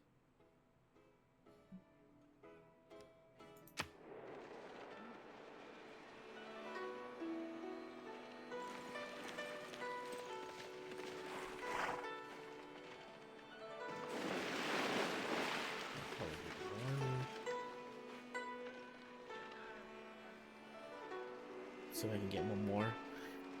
2 more settlement.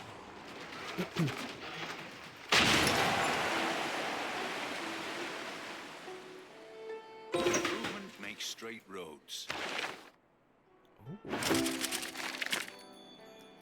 Get 2 wild cards. Nice, nice.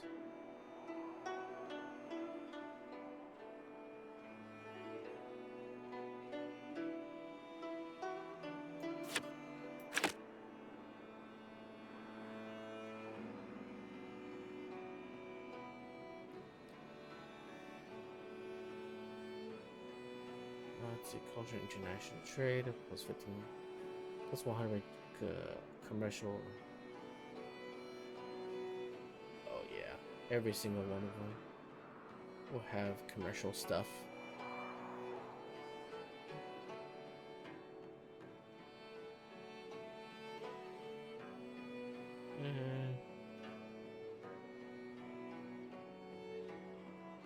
At this point,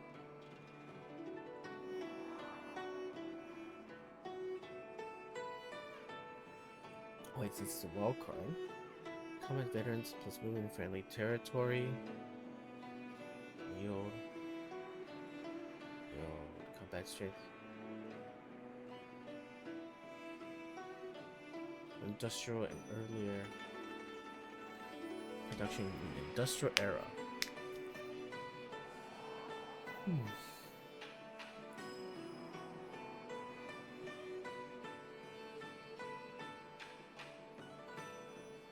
So what's the good one?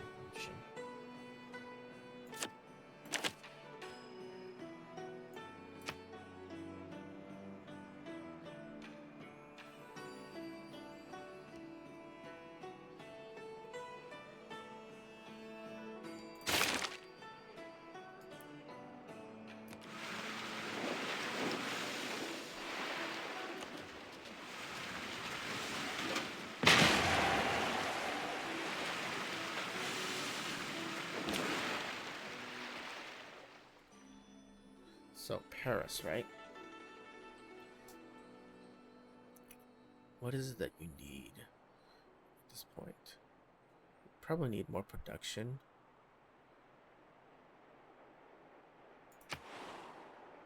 Oh.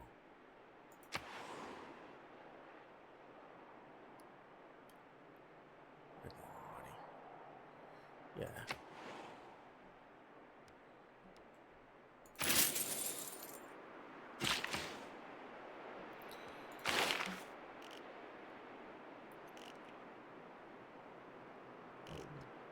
Okay. For a population of 15.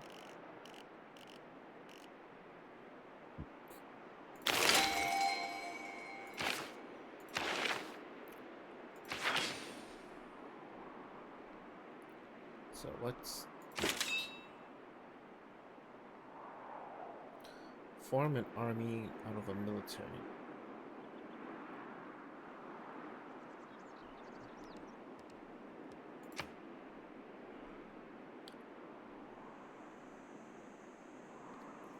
An army corps.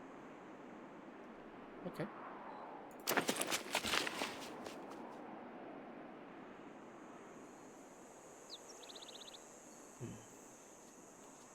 What? Since I still got an extra dude. Yeah. No, just help others.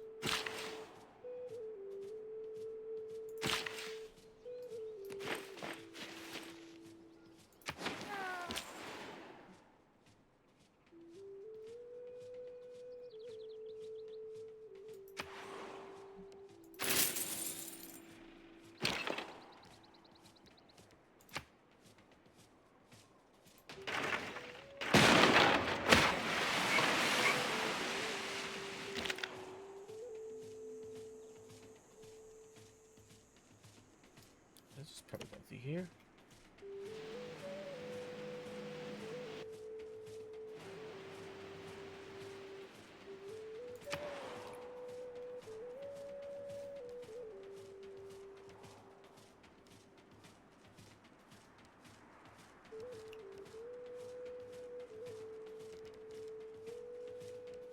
Let's see.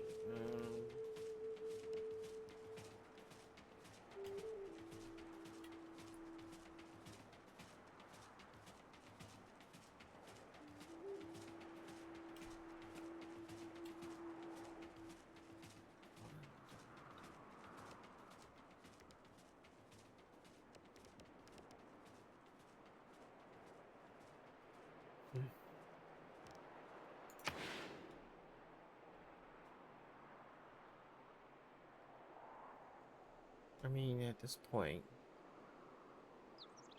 or maybe some bigger.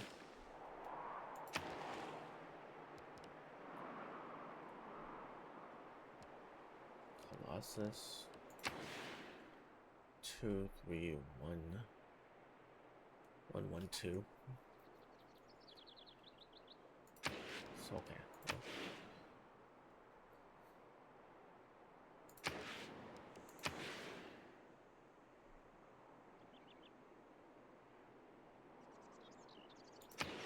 Well.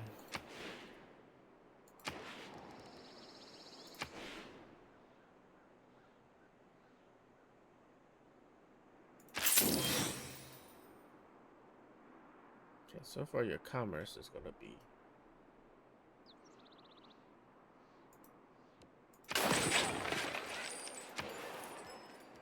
let's see.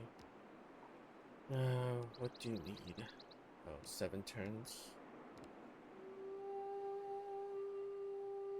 Okay, so looks like you might need a builder. 2, 3. Oh, not that. But you're gonna need a builder.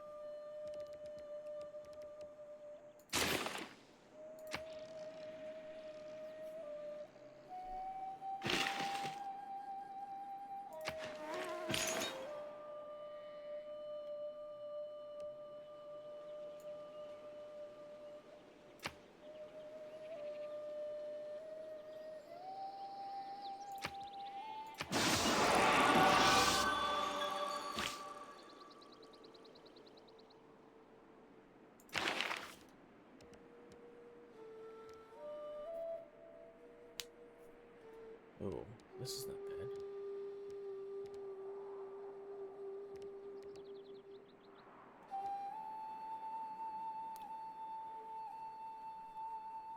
+3 effect, +1 amenities. +3 faith, +1 additional.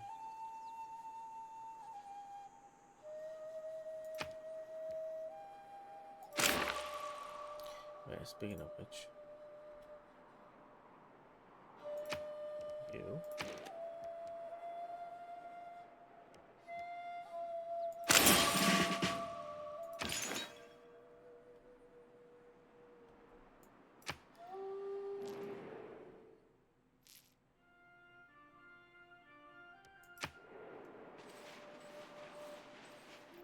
Okay. That's fine.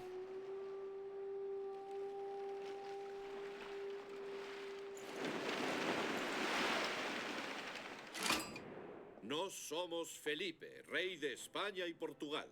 If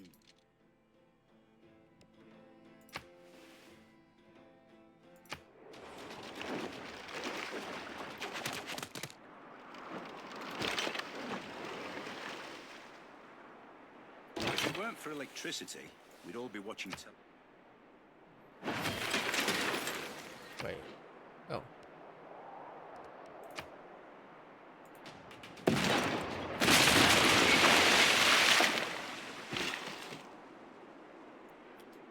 Let's go here.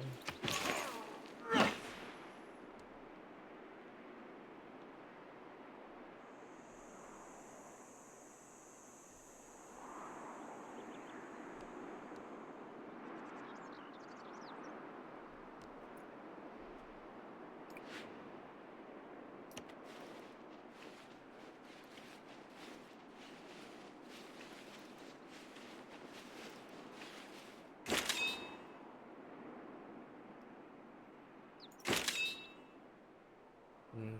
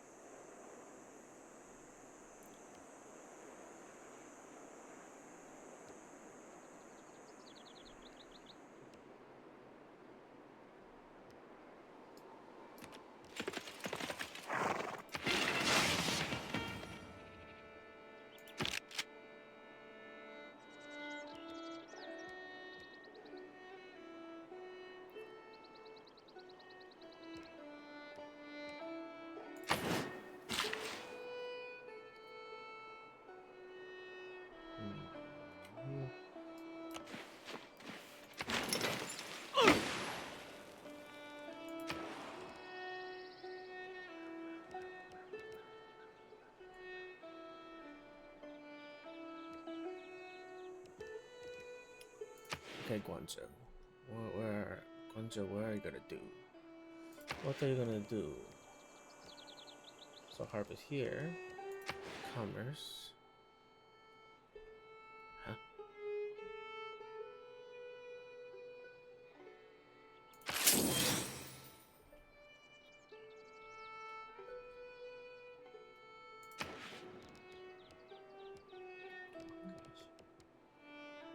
Okay, well, it's about late. Oh, gee. There we go.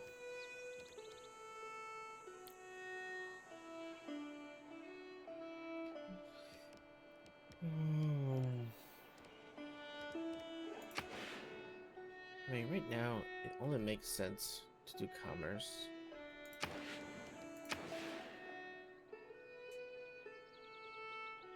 I don't really much place to do commerce, to be honest. Right now, it just seems like the most ideal spot. Or... wait.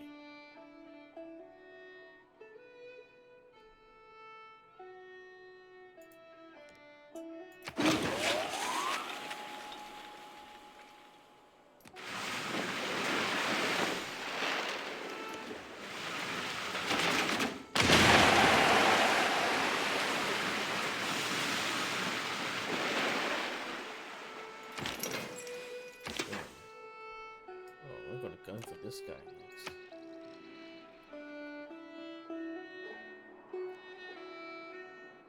So I probably can. 1 settler, 2, maybe 3.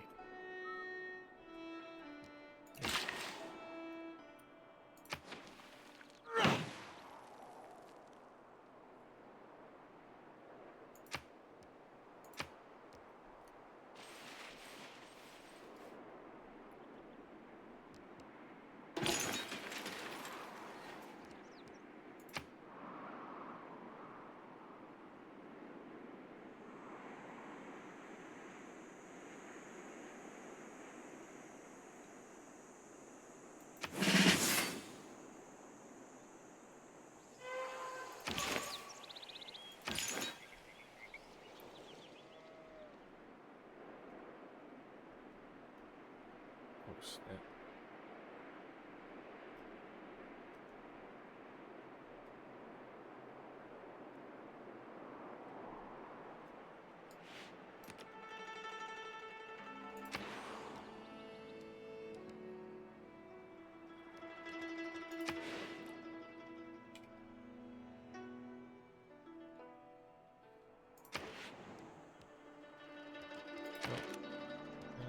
Okay. Commercial hubs, yeah.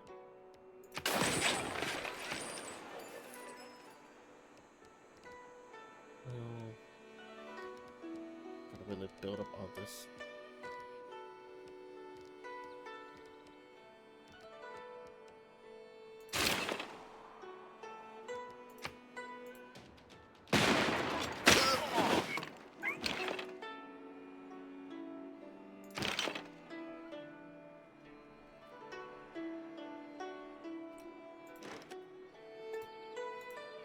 Oh, who has a population problem?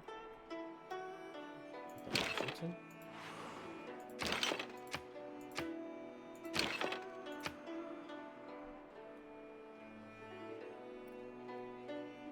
Where's it Kyoto?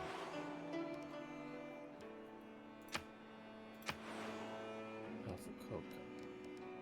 So, purchase.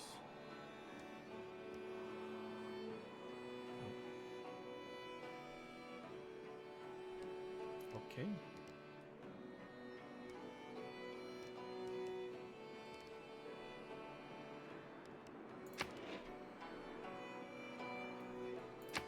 So definitely never mind. But oh, I should probably purchase trade. Actually, yeah, I should purchase trades.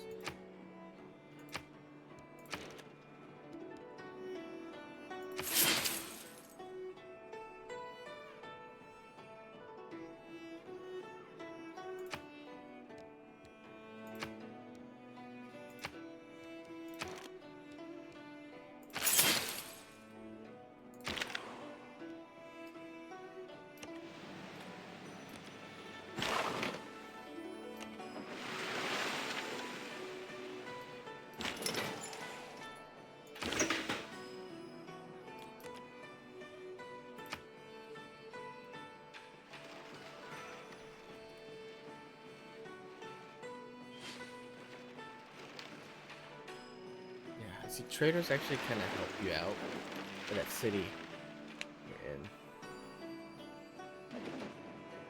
Chemists do not usually stutter. It would be very awkward if they did, seeing that they have times to get out such words as methylethylamylophenolium. Blah blah blah. Ethereum.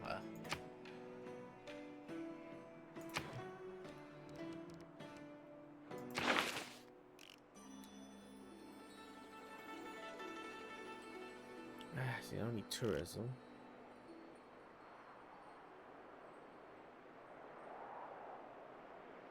I haven't built a national park yet. Ugh.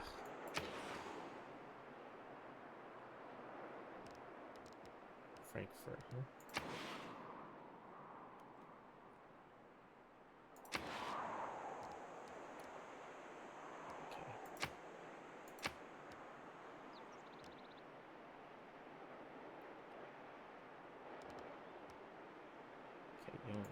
City.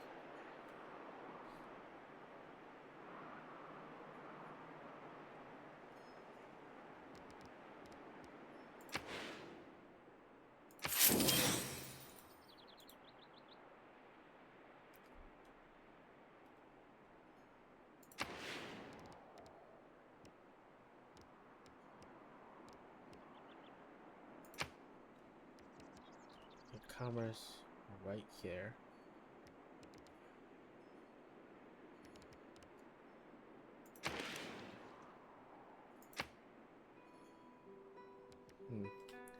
Wait a sec. Hold on.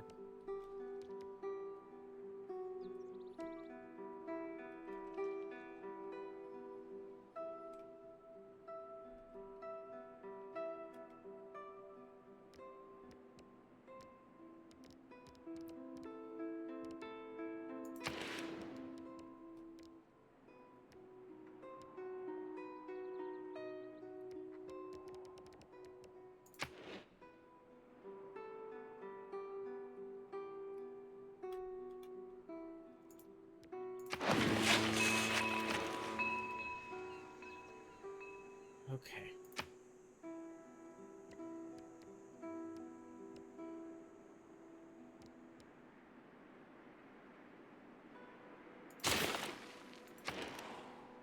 Berlin.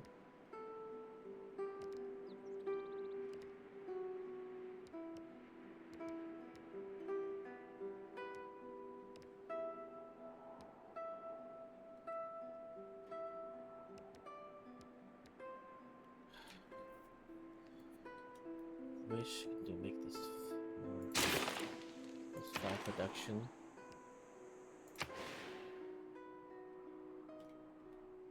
Okay. 222. Where can my harbor be?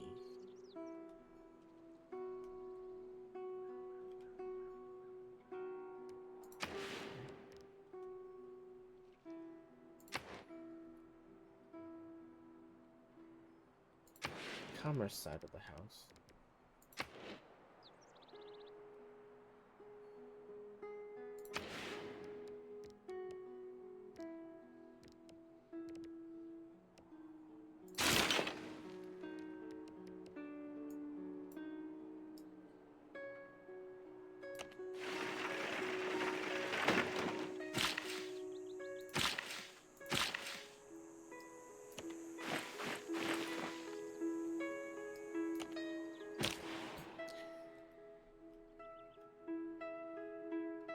Let's see if I can get some cocoa.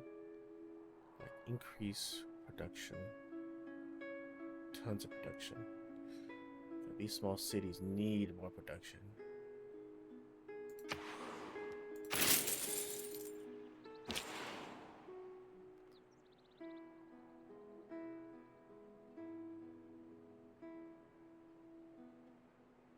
Yeah, I don't need money at this point. I need them to faster.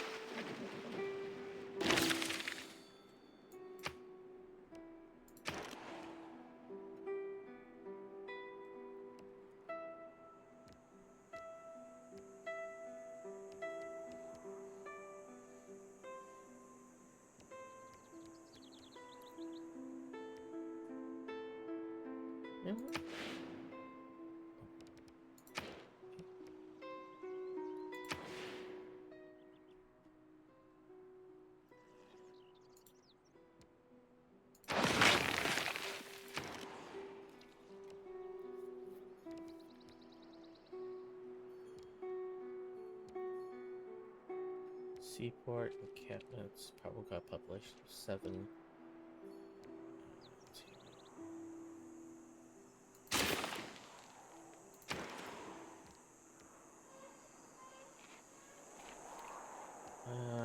Let's see, commercial hubs.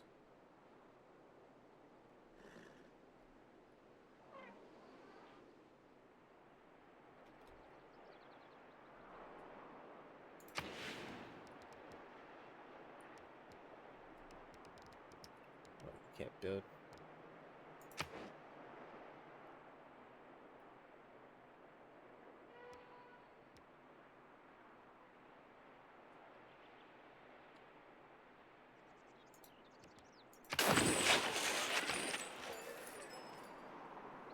Oh, yeah.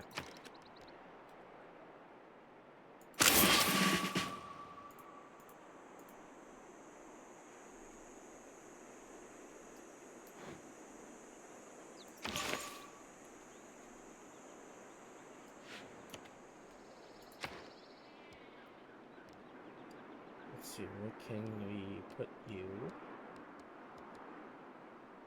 Oh, you're not happy.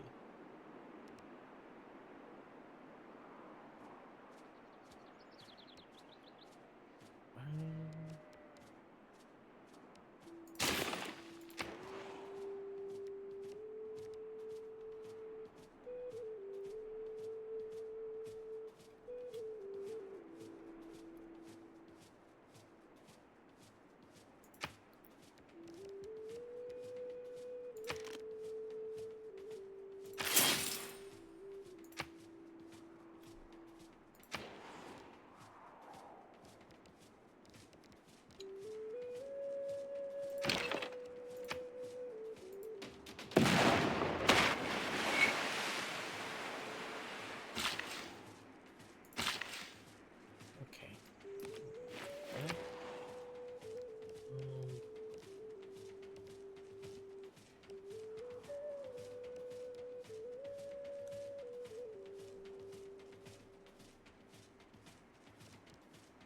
I wonder if I can do something with this.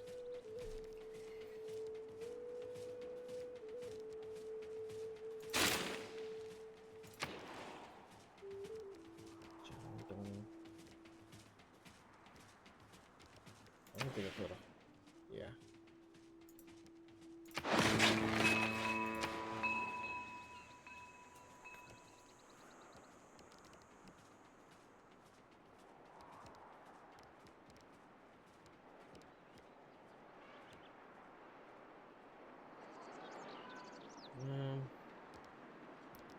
To kind of quicken this up.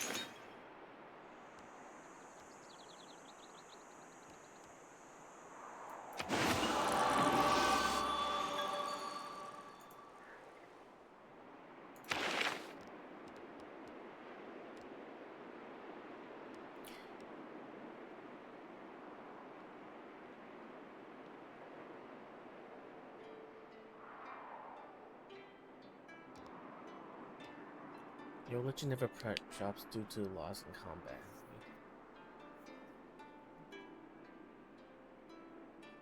Oh.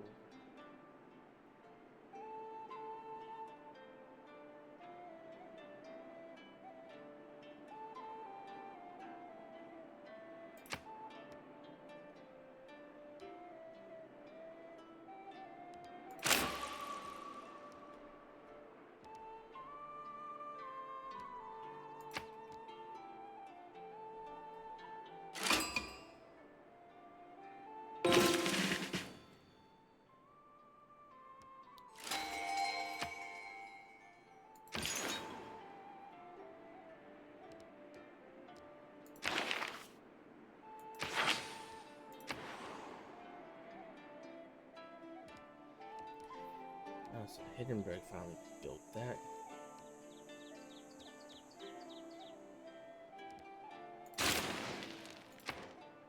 Good. it.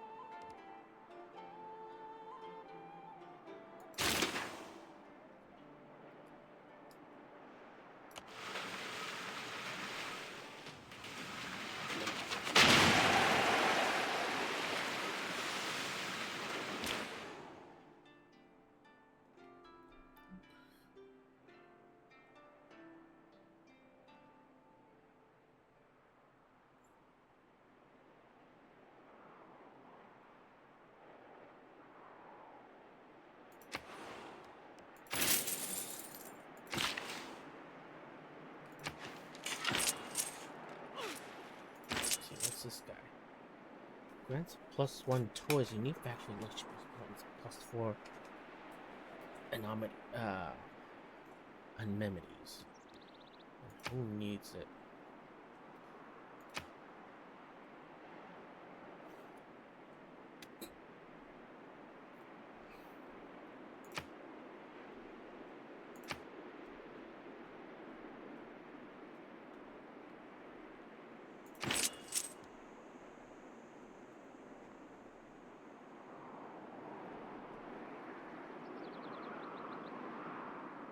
Toys.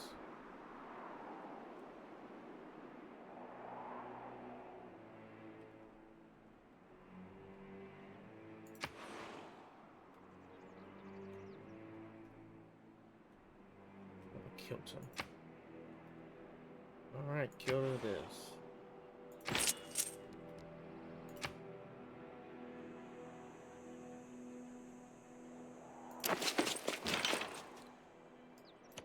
Nintendo America.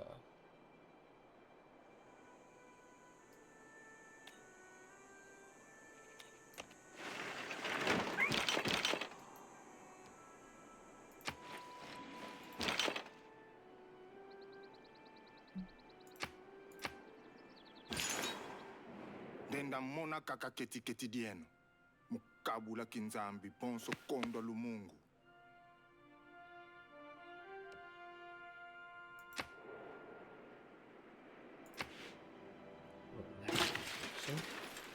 I don't think so, sir.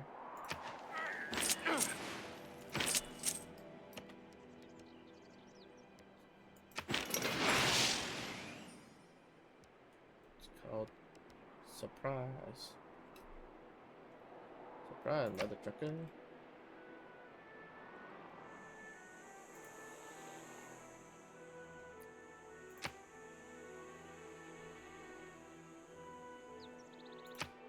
Wait.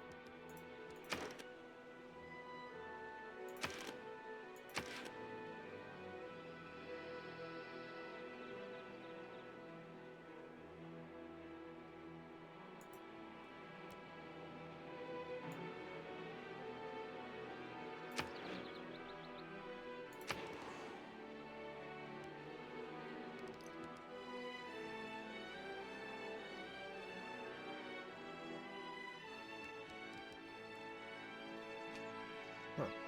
Okay.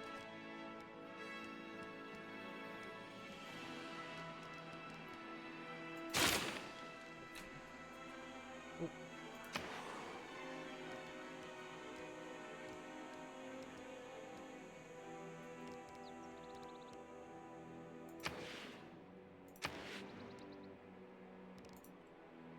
Ooh.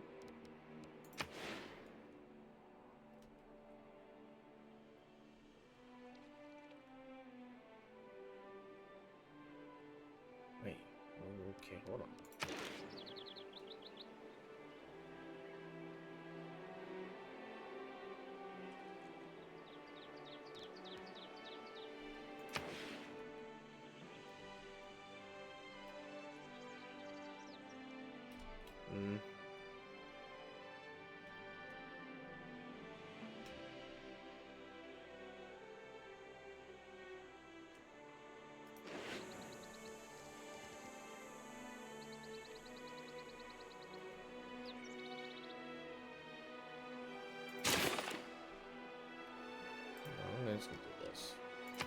Purchase. No. Okay,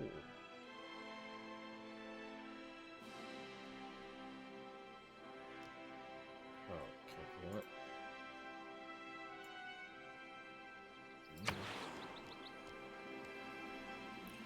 Hey, Paris, come back here.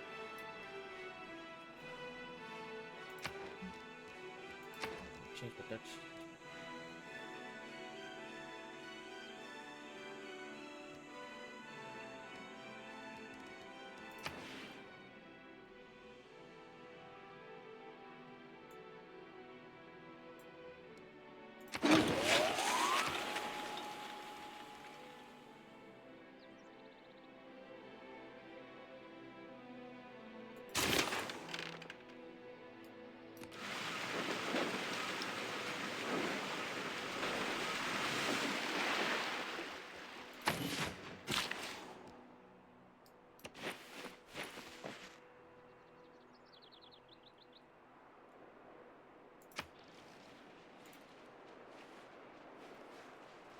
Okay, work on these two.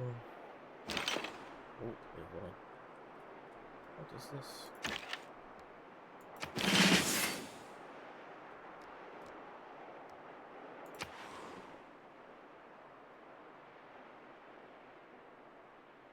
At this point, discuss it. This doesn't work.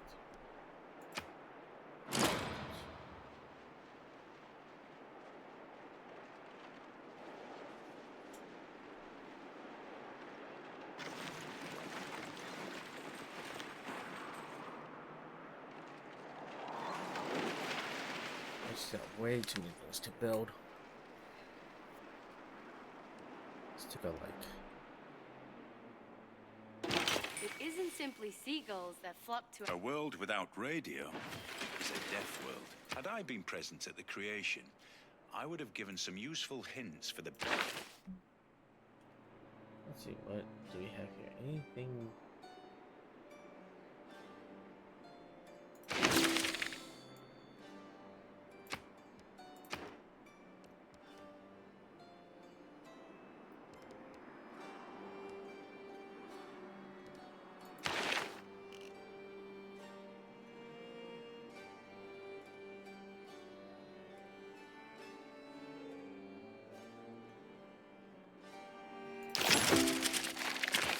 So I'm thinking like I don't need to build too much tech.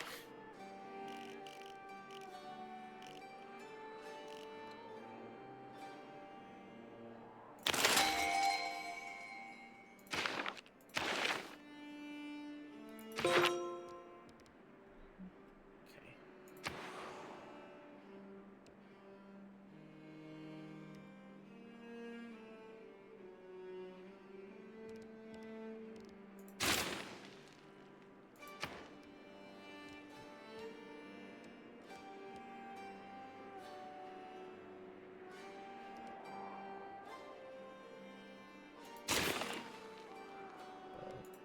Going to.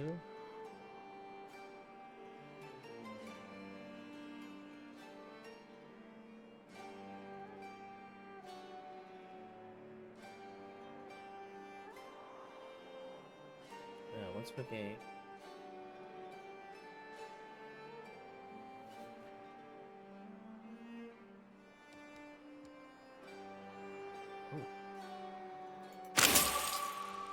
Ooh, definitely.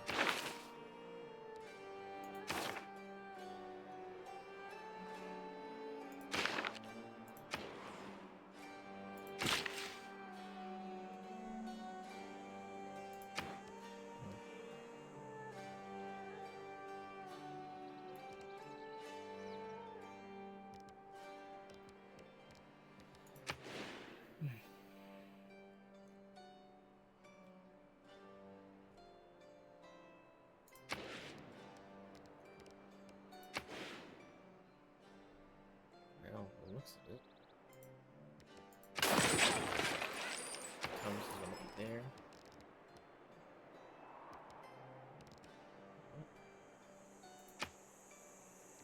I'll have to purchase.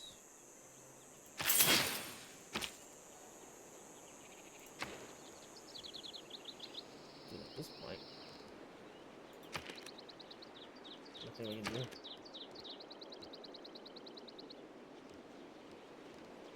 Well, you have to go there.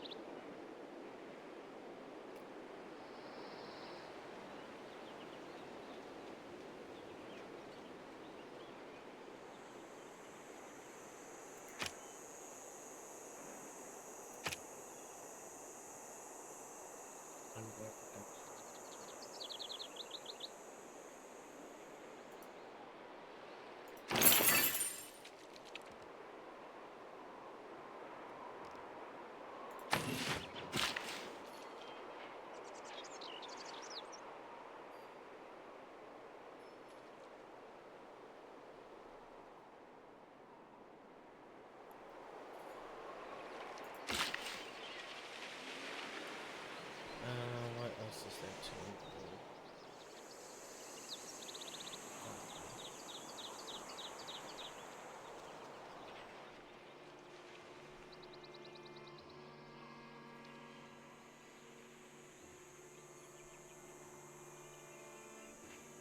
Probably need.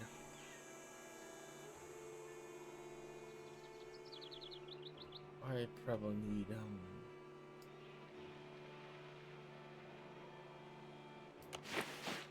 something.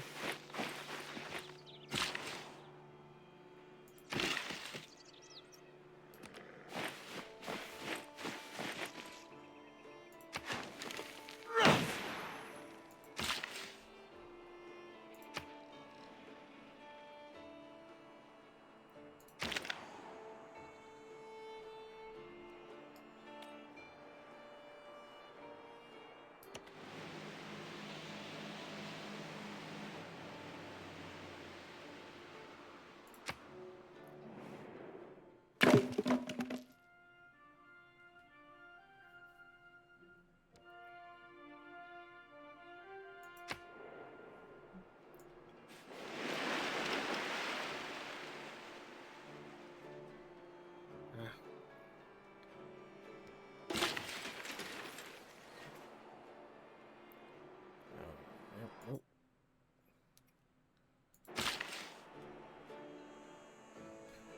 Wow. Okay.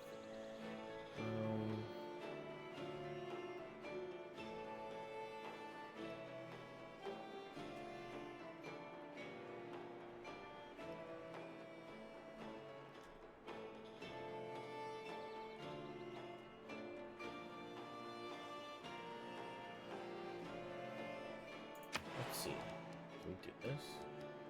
Purchase.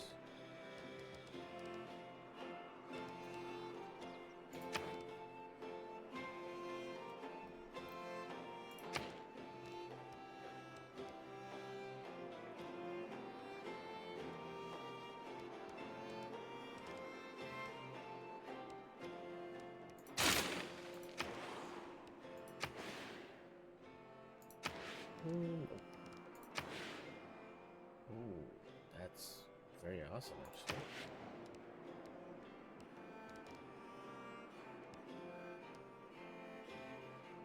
Wait, you built a harbor there.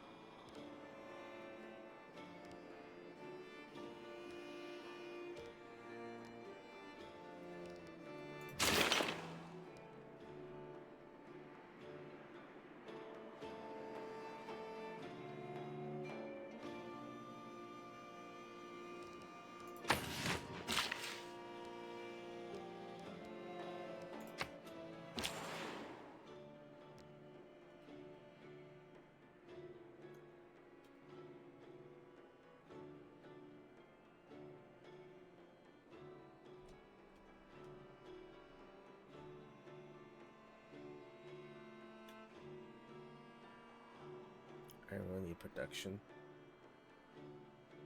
Probably at this point for Coca or Washington.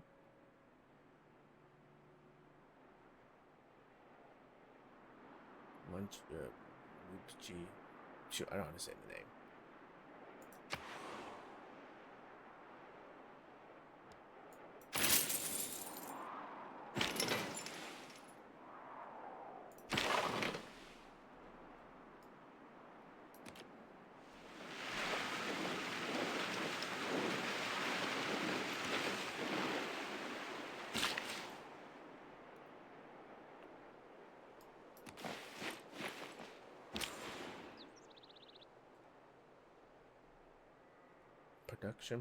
Production.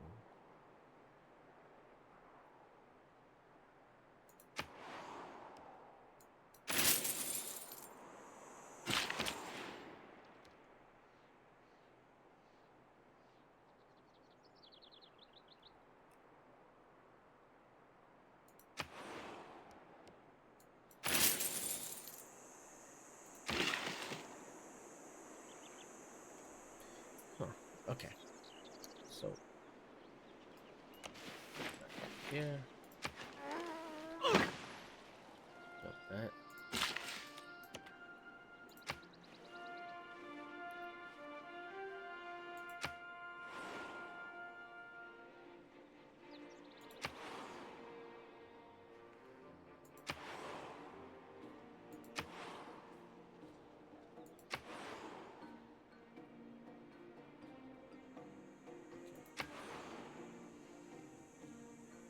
All right, guys.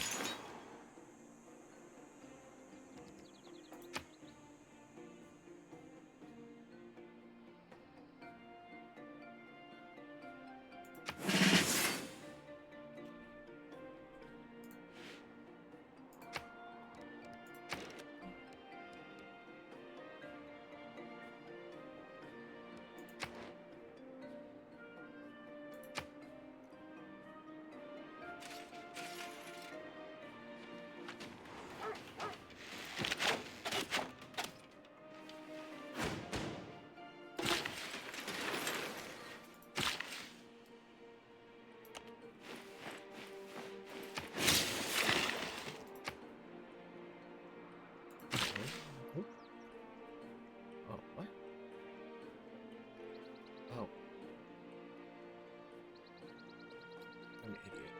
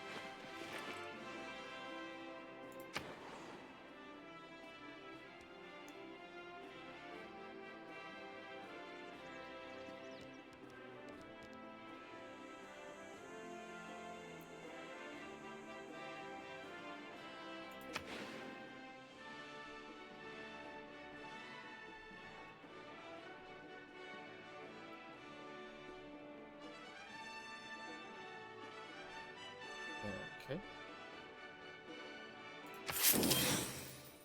I want to get rid of all.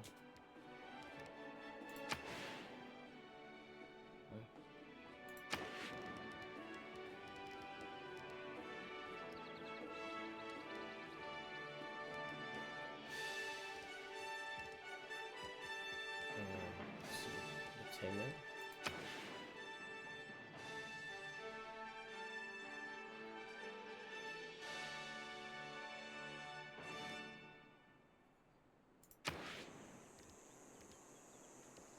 What about the China archaeologist? Wonders. +2. Only think I built a harbor on.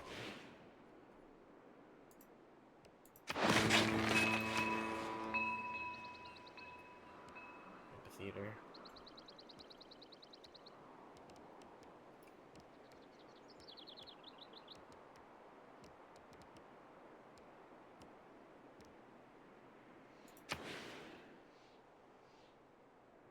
question I have to beg right now is,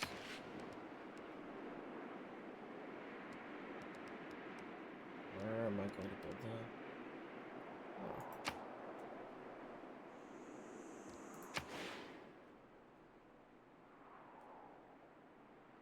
Oh. Right.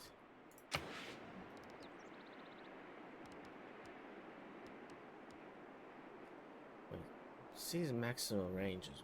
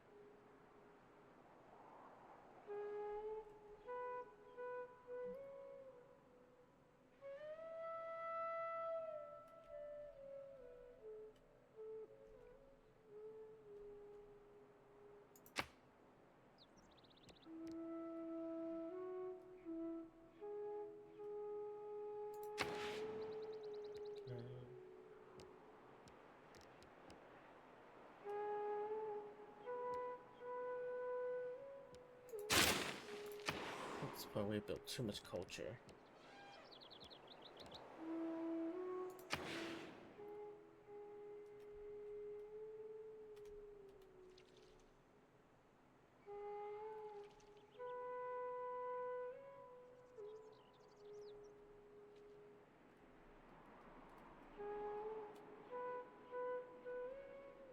Probably here.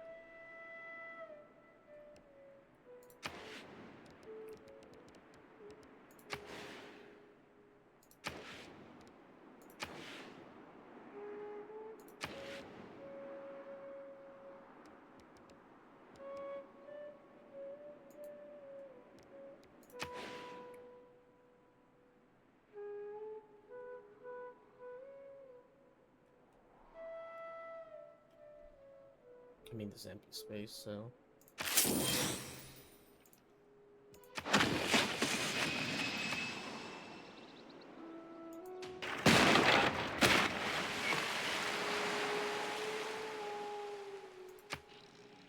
Okay, well, we'll first build my first airplane.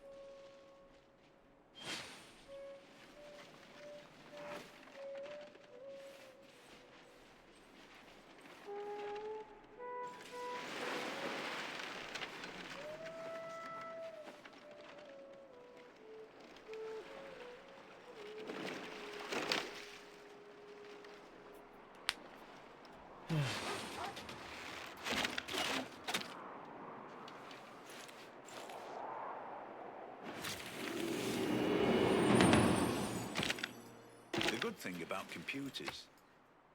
Okay, I'm getting out of here.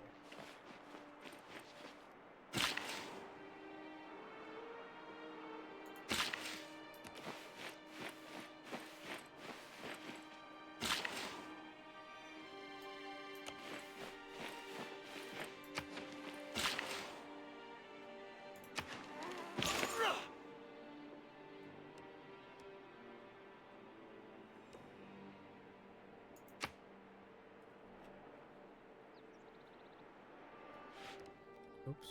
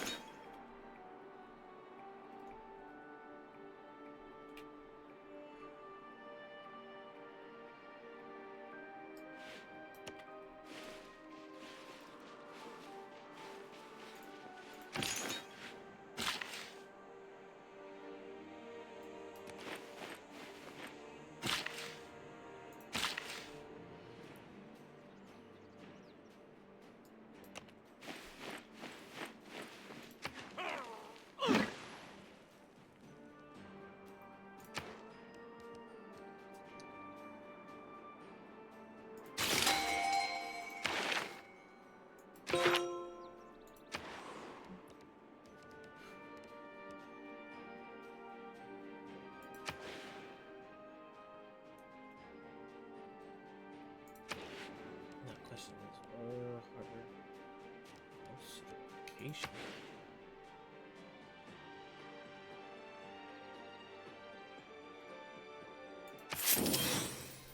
Okay, which one?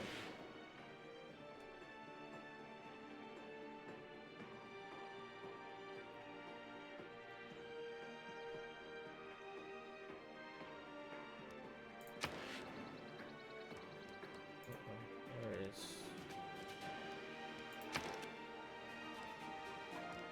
Ah, you gotta be shitting me.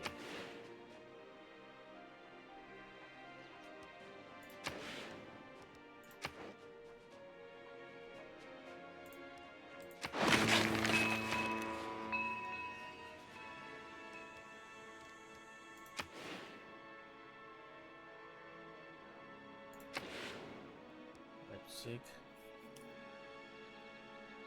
Yeah, you need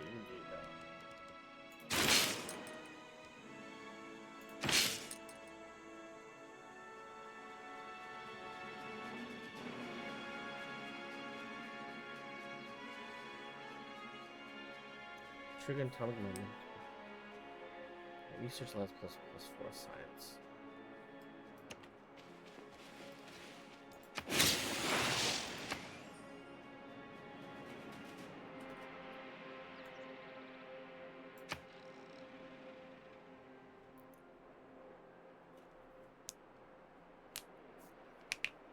Okay.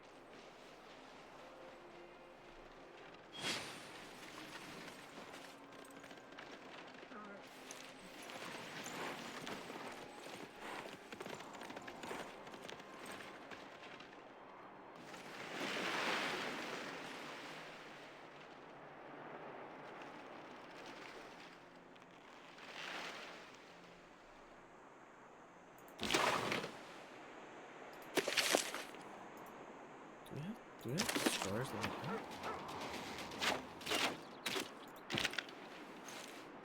Oh gosh.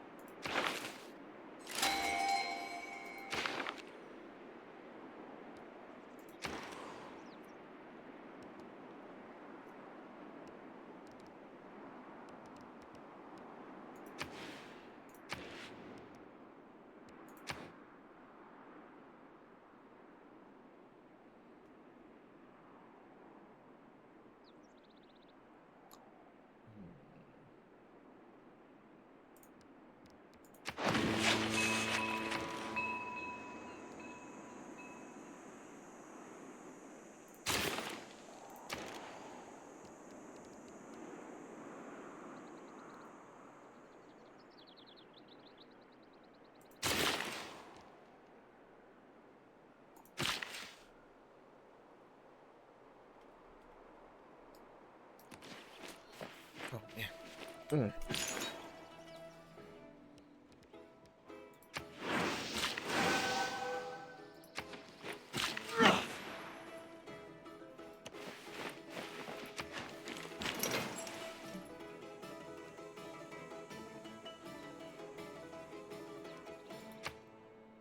man.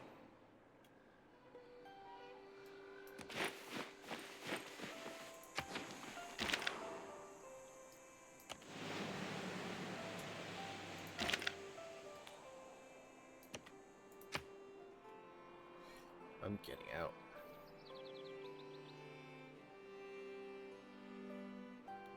That's another big island. These ones I gotta take out.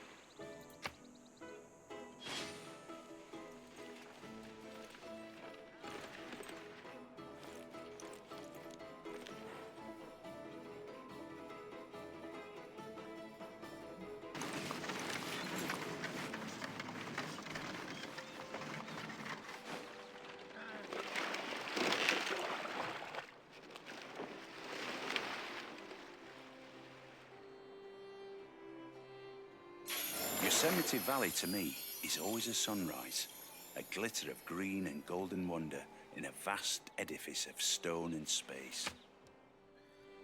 Right. Why is a woman to be treated differently?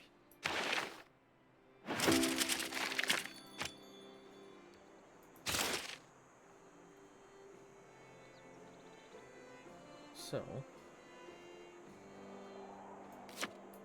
definitely.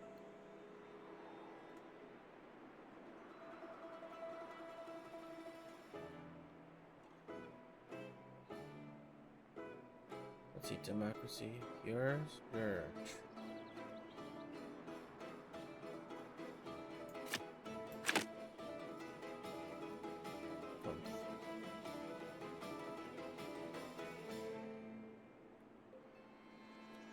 What's the cost? Plus capital, industrial,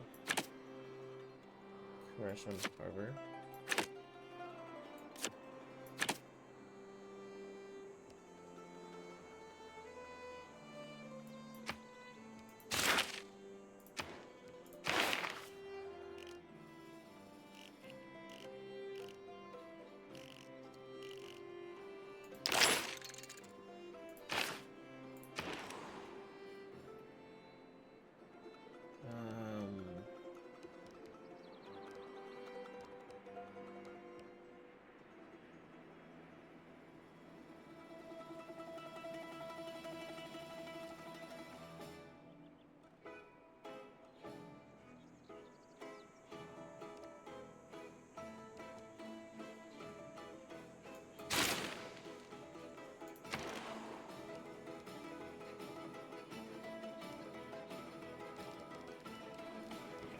I'm gonna have to build more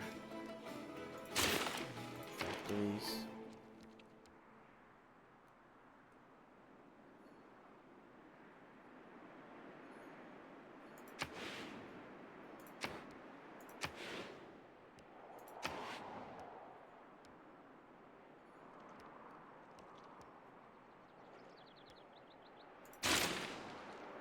And here's a was an unhappy customer. Oh no, you're happy with that one. Kyoto. Oh, you're happy on that one too. Washington.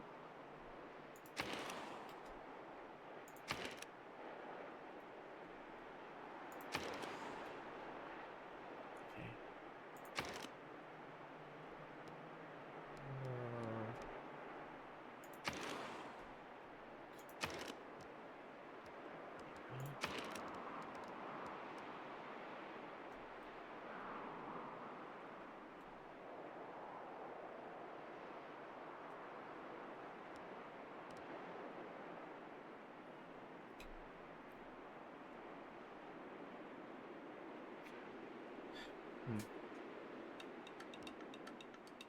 Decisions.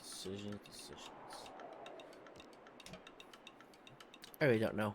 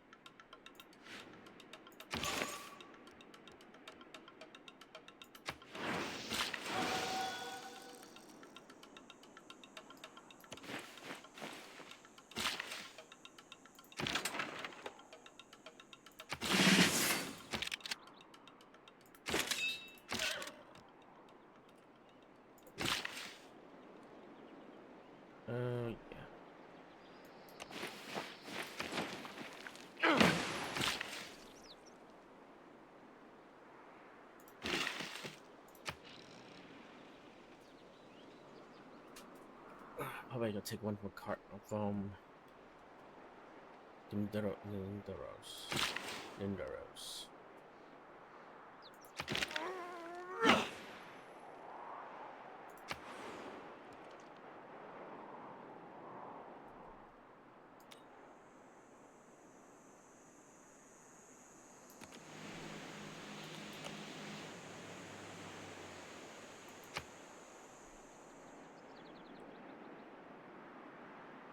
While the Colosseum stands, Rome shall stand. When the Colosseum falls, Rome shall fall. When Rome falls, the world shall fall.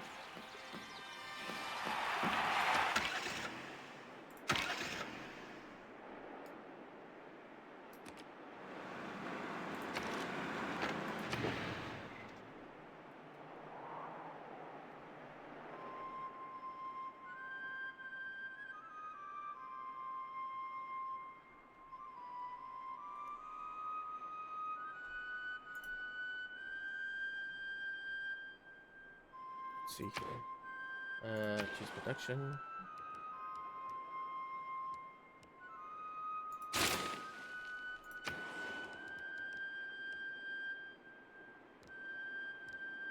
And so it's quick, fast production.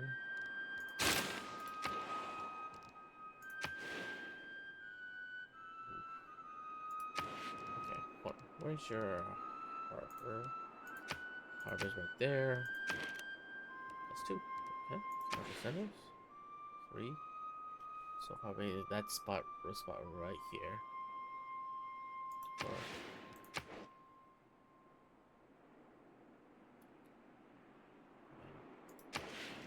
You kind of leave me with not much of a choice.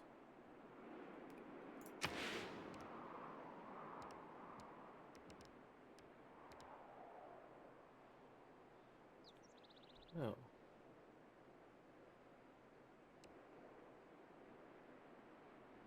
Could. Hermitage.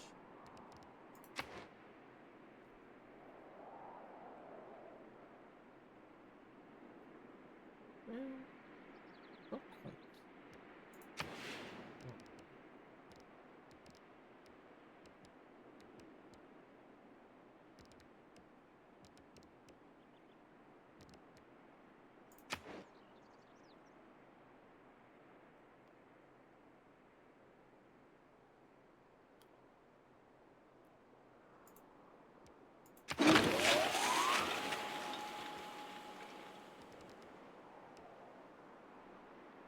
Anybody helping it?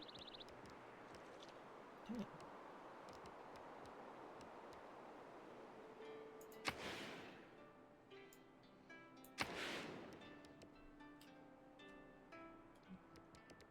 Okay, I mean.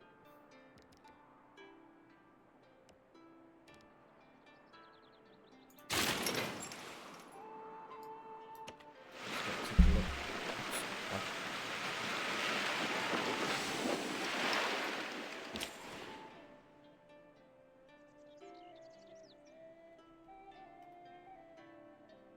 Oh.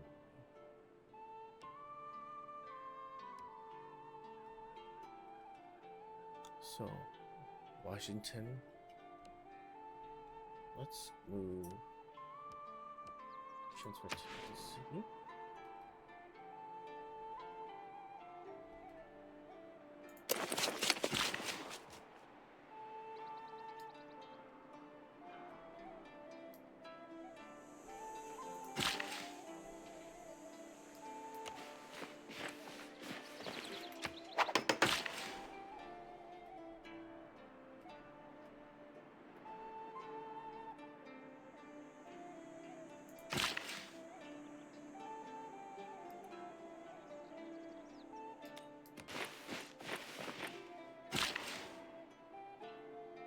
Oh. Production or mining?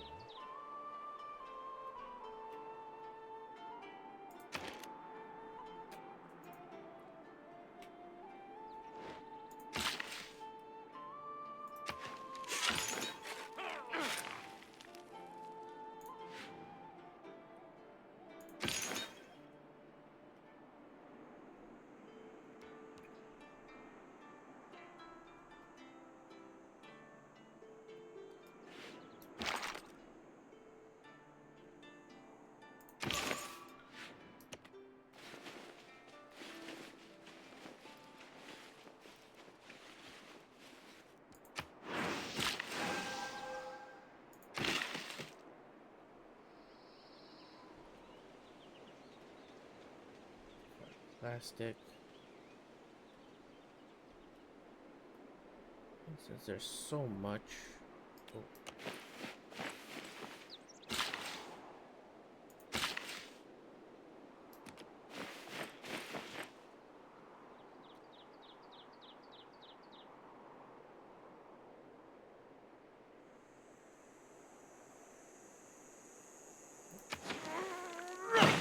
Let's do that.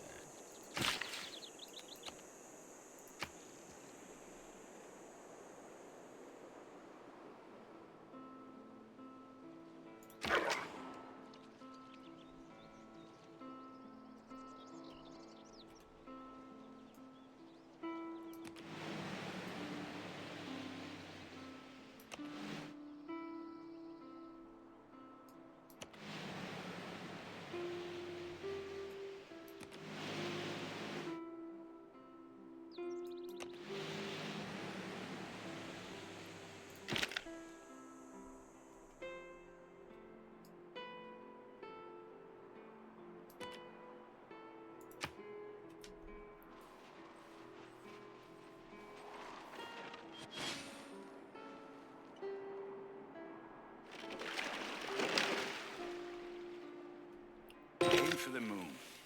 If you...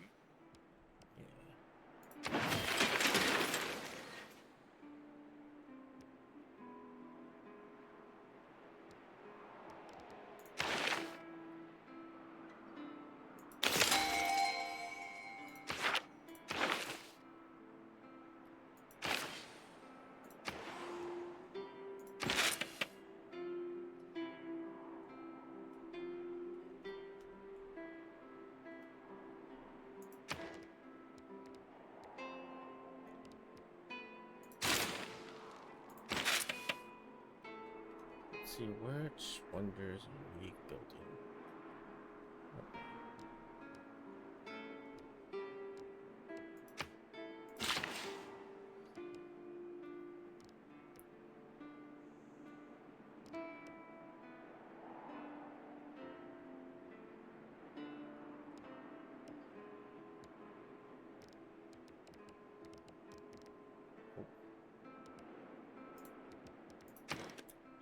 So right there, +3 market.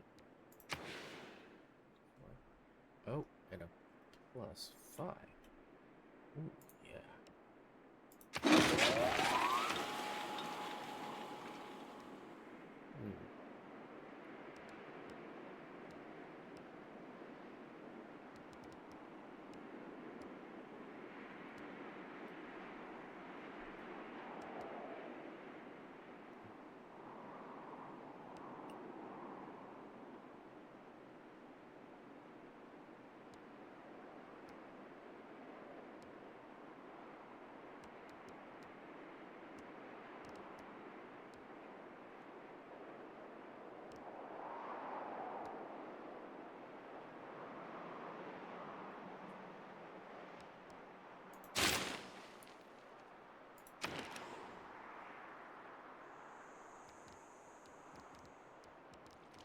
How are we gonna handle this?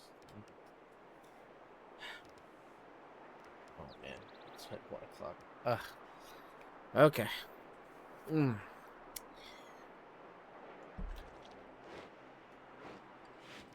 All right. Retire. Cancel loss.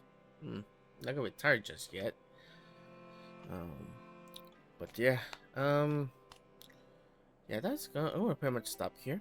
I should head off to bed before I become too addicted to this game. But yeah, that was Civ 6. No, Civilization 6. Right. So again, we're definitely a slow pace. And whatnot. So, slow pace. Just a lot of thinking where you're planning city building. Really, interesting part is probably gonna be the wars.